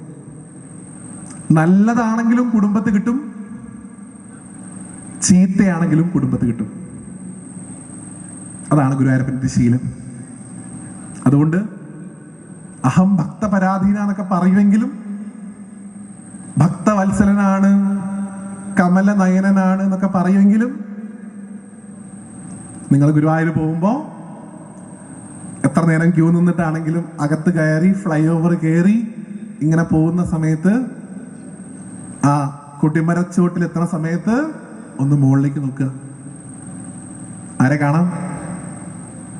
ഗുരുവായൂർ അമ്പലത്തിന്റെ കൊടിമരത്തിന്റെ മുകളിൽ ഒരു ഫോട്ടോ ഫ്രെയിം ചെയ്ത് വെച്ചിട്ടുണ്ട്. ആരുടെ ഫോട്ടോ അത്? സാക്ഷാൽ നരസിംഹസ്വാമിയുടെ ഫോട്ടോ. 2 ഭാഗത്തുണ്ട്. ഉണ്ണിയാണ്, കണ്ണനാണ്, ഓടക്കോഴ് വായിച്ചിരിക്കുന്ന ആളാണ്, വെണ്ണ കട്ട് തിന്നുന്ന ആളാണ്, ഗോപികമാരുടെ കൂട്ട് ഡാൻസ് കളിക്കുന്ന ആളാണ്. ഒക്കെ ശരിയാണ്. പക്ഷേ ധർമ്മം വിട്ട് പ്രവർത്തിക്കുന്നവർക്ക് ഞാൻ ആരാണ് എന്ന് ഭഗവാൻ പ്രത്യക്ഷത്തിൽ അവിടെ കാണിച്ചു തരുന്നുണ്ട്. അതുകൊണ്ട് പാട്ടുപാടി അവസാനിപ്പിക്കണമെന്നാണല്ലോ. നിങ്ങൾക്ക് എല്ലാവർക്കും പരിചിതമായിട്ടുള്ള കഥകളി പദം. ഏത് കുട്ടിയോടൊരു കഥകളി പദം പാടാൻ പറഞ്ഞാലും ഇന്ന് പാടുന്ന ഒറ്റ പദേ ഉള്ളൂ. ഏതാ? അചിത ഹരേ ജയ മാധവ. ഏതാ കഥ? കുചേലവൃത്തം. ആ പദത്തിന്റെ ഒരു ഭാഗത്ത് കുചേലൻ തന്റെ സതീർത്ഥനായ കൃഷ്ണനോട് പറയുന്നു, എങ്ങനെയാ? നീല നീരധ വർണ്ണ രുചിര കമല നയന നൃഹരേ എന്നാണ് വിളിക്കുന്നത്. അല്ലയോ കൃഷ്ണ, നീ ചെന്താമരപ്പൂവിന്റെ കണ്ണുള്ളവനാണ്, മനോഹരമായിട്ടുള്ള ചിരിയുള്ളവനാണ് ഭഗവാനെ. പക്ഷെ നീ ആരും കൂടെയാണ്? അവസാനത്തെ സെന്റൻസ് നൃഹരേ, നരസിംഹമേ എന്നാ വിളിക്കുന്നത്. ആര്? ബെസ്റ്റ് ഫ്രണ്ടിനെ വിളിക്കുക കുചേലൻ. നന്നായിട്ട് അറിയാം. അപ്പൊ രുക്മിണിക്ക് അറിയാം ഭഗവാൻ ആരാണെന്ന്, കുചേലൻ അറിയാം ഭഗവാൻ ആരാണെന്ന്. കുചേലൻ വിളിക്കരുത് കേട്ടോ അദ്ദേഹത്തെ. കുചേലൻ എന്ന് പറഞ്ഞു കഴിഞ്ഞാൽ അതിന്റെ അർത്ഥം കീറിയ വസ്ത്രത്തോട് കൂടിയവനാണ്. ഭഗവാന്റെ ഫ്രണ്ടാണ്, ഭഗവാന്റെ ബെസ്റ്റ് ഫ്രണ്ടാണ്. നമുക്ക് റെസ്പെക്ട് ചെയ്യാം. അദ്ദേഹത്തിന് പേരുണ്ട്, സുധാമ. ആ പേരാ വിളിക്കണ്ടേ? കുചേല ദിനം, സുധാമാ ദിനം. ഞാൻ ഗുരുവായൂർ ദേവസ്വം ചെയർമാൻ വിജയൻ സാറോട് ഒരിക്കൽ പറഞ്ഞു, നമുക്ക് ഇതൊന്നും മാറ്റണ്ടേ? ഭഗവാന്റെ ഫ്രണ്ടല്ലേ, നമ്മൾ ഭഗവാനെ വെച്ചിട്ടല്ലേ ഇവിടെ ഓടിക്കണേ ഇക്കണ്ടത് മൊത്തം. അപ്പൊ ഭഗവാന്റെ ഫ്രണ്ടിനെ റെസ്പെക്ട് ചെയ്യണ്ടേ? നമുക്കൊരു കാര്യം ചെയ്യാം, അടുത്ത വട്ടം മുതൽ 30 ബുധനാഴ്ച സുധാമാ ദിനം ആചരിക്കണം. ഗുരുവായൂർ ദേവസ്വം വിചാരിച്ചാൽ നടക്കും. ഇപ്പൊ വിജയമാഷ എന്നോട് വളരെ തമാശയായിട്ട് അദ്ദേഹം പറഞ്ഞു, വ്യാസം, ഞാൻ വ്യാസനോട് പോയി പറഞ്ഞു നാളെ ഇപ്പൊ സുധാമാ ദിനാണ്, അവിൽക്കിഴി കൊണ്ടുവരണം. വ്യാസം കൊണ്ടുവരും. ഞാൻ അവിടെ ക്യൂ നിൽക്കുന്ന 10 ആൾക്കാരുടെ അടുത്ത് പോയിട്ട് നാളെ സുധാമാവിന്റെ ദിനാണെന്ന് ചോദിച്ചാൽ അവരെന്നോട് ചോദിക്കും, ഏത് മാവ്? അവർക്കറിയണത് 4-5 മാവേ ഉള്ളൂ. ആ മാവിൽ സുധാമാവില്ല. ആ മാവ് വേറെ, അവസാനത്തെ ഒരു മാവുണ്ട്, അത് ഗുരുവായൂർ എപ്പോഴും കൊടുക്കുന്നുണ്ട്, ഉപ്പുമാവ് എന്ന് ചെന്നാലുണ്ട്. പോരാ, നമുക്ക് ഭഗവാന്റെ ഫ്രണ്ട് ആയതുകൊണ്ട് ഭഗവാന്റെ ഫ്രണ്ടിനെ റെസ്പെക്ട് ചെയ്യണം. സുധാമാ ചരിതം, സുധാമാവിന്റെ കഥ ഒക്കെ പറയണം. ഇവിടെ സപ്താഹത്തിന് നോട്ടീസ് അടിച്ചത് ഞാൻ കണ്ടിട്ടില്ല. അല്ലെങ്കിൽ അടുത്ത തവണയൊക്കെ അത് മാറ്റാൻ നമുക്ക് സാധിക്കട്ടെ. കുചേല ചരിതം എന്നൊന്നും ഇല്ല, സുധാമാ ചരിതം തന്നെ എല്ലായിടത്തും പറയാറുണ്ട്. ആ സുധാമാവിന്റെ ഭാര്യ സുശീല, ആ ആ സുശീല കൊടുത്തയച്ച അവിലാണ് ഭഗവാൻ കഴിക്കുന്നത്. ഞാൻ പറഞ്ഞു, ഗുരുവായൂരപ്പൻ എന്ത് എവിടെ തരൂ? കുടുംബത്തെ തരൂ. അവില് കൊണ്ടേ കൊടുത്ത കുചേലനായിട്ടൊന്നും കൊടുത്തില്ല, കൊടുത്തയച്ചു കുടുംബത്തിലേക്ക്. തന്നെ പിടിച്ചു കെട്ടാനും തനിക്കെതിരെ ദ്രോഹിക്കാനും തന്റെ പ്രിയപ്പെട്ടവരെ ദ്രോഹിക്കാനും നോക്കിയ ദുര്യോധനെ ഒറ്റയ്ക്ക് കൊന്നില്ല, കുടുംബത്തോട് കൊന്നു. ഈ പാവം നരസിംഹസ്വാമി ഇല്ലേ, ഇപ്പൊ ഇന്ന് ഇവിടെ അവതരിച്ചില്ലേ, പാവം അദ്ദേഹം ഒരാളെ കൊന്നിട്ടുള്ളൂ, ഒരേ ഒരു മനുഷ്യനെ, ഹിരണ്യകശിപു. ഈ കൃഷ്ണൻ എന്ന് പറഞ്ഞ അകത്തിരിക്കുന്ന ഒരാളുണ്ടല്ലോ, അയാൾ കൊന്ന ആൾക്ക് കണക്കില്ല, ഓർത്തോളൂ. എത്ര ആളെ ഭഗവാൻ കൊന്നു എന്ന് വെച്ചാൽ കണക്കില്ല. ഒക്കെ മോക്ഷമാണ് നമ്മൾ വ്യാഖ്യാനിക്കെങ്കിലും കണക്കില്ല. അതുകൊണ്ട് എന്ത് ഭക്തിയുടെ പേരിൽ ലൈസൻസ് എടുക്കുന്നതിന് മുമ്പ്, ഉണ്ണിയല്ലേ എന്തു ആവാം എന്ന് കരുതുന്നതിന് മുമ്പ് ഒന്ന് ഓർക്കുക, നിർഹരേ. എല്ലാവർക്കും നന്ദി. Thank you so much. ഈ ഒരു പ്രഭാഷണം ഗുരുവായൂരപ്പൻ്റെയും മഹാദേവന്റെയും ശ്രീ ഭഗവതിയുടെയും കാൽക്കൽ സമർപ്പിക്കുന്നു. ഇത്ര നേരം അധികം പേരൊന്നും എഴുന്നേറ്റ് പോയത് കണ്ടില്ല, വലിയ സന്തോഷം. ഗുരുവായൂരപ്പനെ അനുഗ്രഹിച്ച് എനിക്ക് കിട്ടിയൊരു ഭാഗ്യം ഇതുവരെ അങ്ങനെ വല്ലാതെ കാണാനുള്ള ഒരു അവസ്ഥ ഉണ്ടായിട്ടില്ല. ഒഴിഞ്ഞ കസേരകളുടെ മുമ്പിൽ സംസാരിക്കേണ്ട ഗതികേട് ഗുരുവായൂരപ്പൻ ഉണ്ടാക്കിയിട്ടില്ല. അതൊന്നും എൻ്റെ ഗതികേട് കൊണ്ടോ എൻ്റെ ക്രെഡിറ്റ് കൊണ്ടോ രണ്ടുമല്ലാന്ന് ഞാൻ വിശ്വസിക്കുന്നു. ആ ഗുരുവായൂരപ്പൻ്റെ കൃപ മാത്രമാണ്. ആ ഭഗവാൻ തന്നെയാണ് നിങ്ങൾക്ക് നിങ്ങളുടെ ദേശനാഥനായിട്ട് കിട്ടിയിട്ടുള്ളത്. നിങ്ങളൊക്കെ എത്രയോ സുഹൃതർ. ഒരു ശ്ലോകം കൂടി പറഞ്ഞ് അവസാനിപ്പിക്കുന്നത് ഭഗവാന്റെ കാൽക്കൽ സമർപ്പിക്കാനായിട്ട് ഈ ഒരു ശ്ലോകമാണുള്ളത്. ഗുരുവായൂരപ്പനെ തിരിഞ്ഞു നോക്കാത്തൊരു മനുഷ്യനുണ്ടായിരുന്നു, ചേലപ്പറമ്പൻ. സദാസമയവും സ്ത്രീകളുടെ പുറകെ പോയി ഗുരുവായൂർ അമ്പലത്തിനകത്തിട്ടൊരു സ്ത്രീയോട് അപമര്യാദയായിട്ട് പെരുമാറാൻ വേണ്ടി ശ്രമിച്ച് ഒരിക്കൽ ഇനി ആയുസ് മുന്നോട്ടില്ല എന്ന് മനസ്സിലാക്കിയപ്പോൾ ഇന്നേ വരെ ഗുരുവായൂർ അമ്പലത്തിന് മുമ്പിൽ പോയി നിൽക്കാത്ത ആ മനുഷ്യൻ ശ്രീലകത്തിന് മുമ്പിൽ പോയി നിന്ന് ചൊല്ലിയ ശ്ലോകാണിത്. ഇതുവരെ ഗുരുവായൂരപ്പനെ അയാൾ കണ്ടിട്ടില്ല. 70-90 വയസ്സായി, എപ്പോഴും സ്ത്രീകളുടെ പുറകെയായിരുന്നു. പറയുമ്പോൾ ഗുരുവായൂർ അമ്പലത്തിനാ ജോലി. അയാൾ കണ്ടിട്ടില്ല ഗുരുവായൂരപ്പനെ. ഒരിക്കൽ പോയി കണ്ടു, പ്രാണം പോവാറായി എന്ന് മനസ്സിലായപ്പോൾ അപ്പൊ അദ്ദേഹം ചൊല്ലിയ ശ്ലോകാണിത്. സാധിക്കുമെങ്കിൽ നമുക്ക് ഇവിടെ സപ്താഹമൊക്കെ കഴിഞ്ഞ് ഈ ശ്ലോകം എഴുതി വെക്കണം. ഇവിടെ പറയുന്നത്, അബ്ദാർദാനേ ഹരിം പ്രസന്നകരോ ഔത്താന പാതി ശിശു സപ്താഹേന നൃപ പരീക്ഷിത് അബല യമാധാ തിങ്കള ഗഠ്വാങ്ക ഗടി അദ്യതോ നവതി പ്രയോപി തന്നിരഥ തം കരുണാനിധിം പ്രദ്യേ ശർമ്മം ശേഷായുത തോഷയാന്നാണ് ഇതിന്റെ അർത്ഥം. മലയാളത്തിൽ കുറച്ചും കൂടെ ഭംഗിയായിട്ട് ഒരാൾ എഴുതിയിട്ടുണ്ട്. ആണ്ടിൽ പാതി തപസ് ചെയ്തു ധ്രുവനാം ബാലൻ പരീക്ഷിത്തു താൻ 7 ദിനത്തിൽ അങ്ങനെയൊരാൾ അർദ്ധമാത്രയിൽ നേടി മോക്ഷത്തെ എങ്കിലത് വ്യഥ പാഴാക്കിയിടുന്നു ഭജിച്ചീടിനിൽ യൗവനമാണ്ടു 100 തികയുമ്പോഴെ ഓർക്ക ദൈവത്തിനെ എന്നാണ് അർത്ഥം. പറയുന്നത്, വർഷത്തിന്റെ പകുതി കൊണ്ട് ധ്രുവന് സാധിച്ചു, 7 ദിവസം കൊണ്ട് പരീക്ഷത്തിന് സാധിച്ചു, കേവലം 1.5 മണിക്കൂർ കൊണ്ട് പിങ്കളയ്ക്ക് സാധിച്ചു, 90 വയസ്സായിട്ടും എനിക്ക് സാധിച്ചില്ലല്ലോ ഭഗവാനെ, ഞാനിതാ അവിടുത്തെ മുമ്പിൽ സമർപ്പിക്കുന്നു എന്ന് പറഞ്ഞിട്ട് അത്ര കടന്ന് അതോടുകൂടി അദ്ദേഹത്തിന്റെ പ്രാണം പോയി. ഈ ഒരു പ്രാർത്ഥനയുള്ളൂ നമുക്ക് ഭഗവാനോട് പറയാൻ. ഭഗവാനെ, എന്തൊക്കെയോ കഴിഞ്ഞു, 7 ദിവസം കൊണ്ട് അങ്ങ് പരീക്ഷത്തിന് കൊടുത്തു, 1.5 വർഷം കൊണ്ട് ധ്രുവന് കൊടുത്തു, എനിക്ക് തരാൻ എത്ര സമയം അങ്ങേക്ക് ബാക്കിയുണ്ട് എന്നുള്ള ചോദ്യം മാത്രമാണ് ഗുരുവായൂരപ്പനോടുള്ളൂ. ആ ഭഗവാൻ നിങ്ങളെയൊക്കെ തന്നെ മനസ്സ് നിറഞ്ഞ് അനുഗ്രഹിക്കട്ടെ എന്ന് ആത്മാർത്ഥമായിട്ട് പ്രാർത്ഥിക്കുന്നു. ഇവിടെ വരാൻ സാധിച്ചതിൽ ഒരുപാട് സന്തോഷം. ഈ പരിപാടിയുടെ പ്രായോജകരായിട്ടുള്ള അദ്ദേഹത്തിനും കുടുംബത്തിനും ഗുരുവായൂരപ്പൻ്റെ എല്ലാ അനുഗ്രഹവും ഉണ്ടാവട്ടെ എന്ന് ആശംസിക്കുന്നു, പ്രാർത്ഥിക്കുന്നു. നിങ്ങളെല്ലാവരെയും ഗുരുവായൂരപ്പൻ അനുഗ്രഹിക്കട്ടെ. സർവത്ര ഗോവിന്ദനാമ സങ്കീർത്തനം. Thank you so much.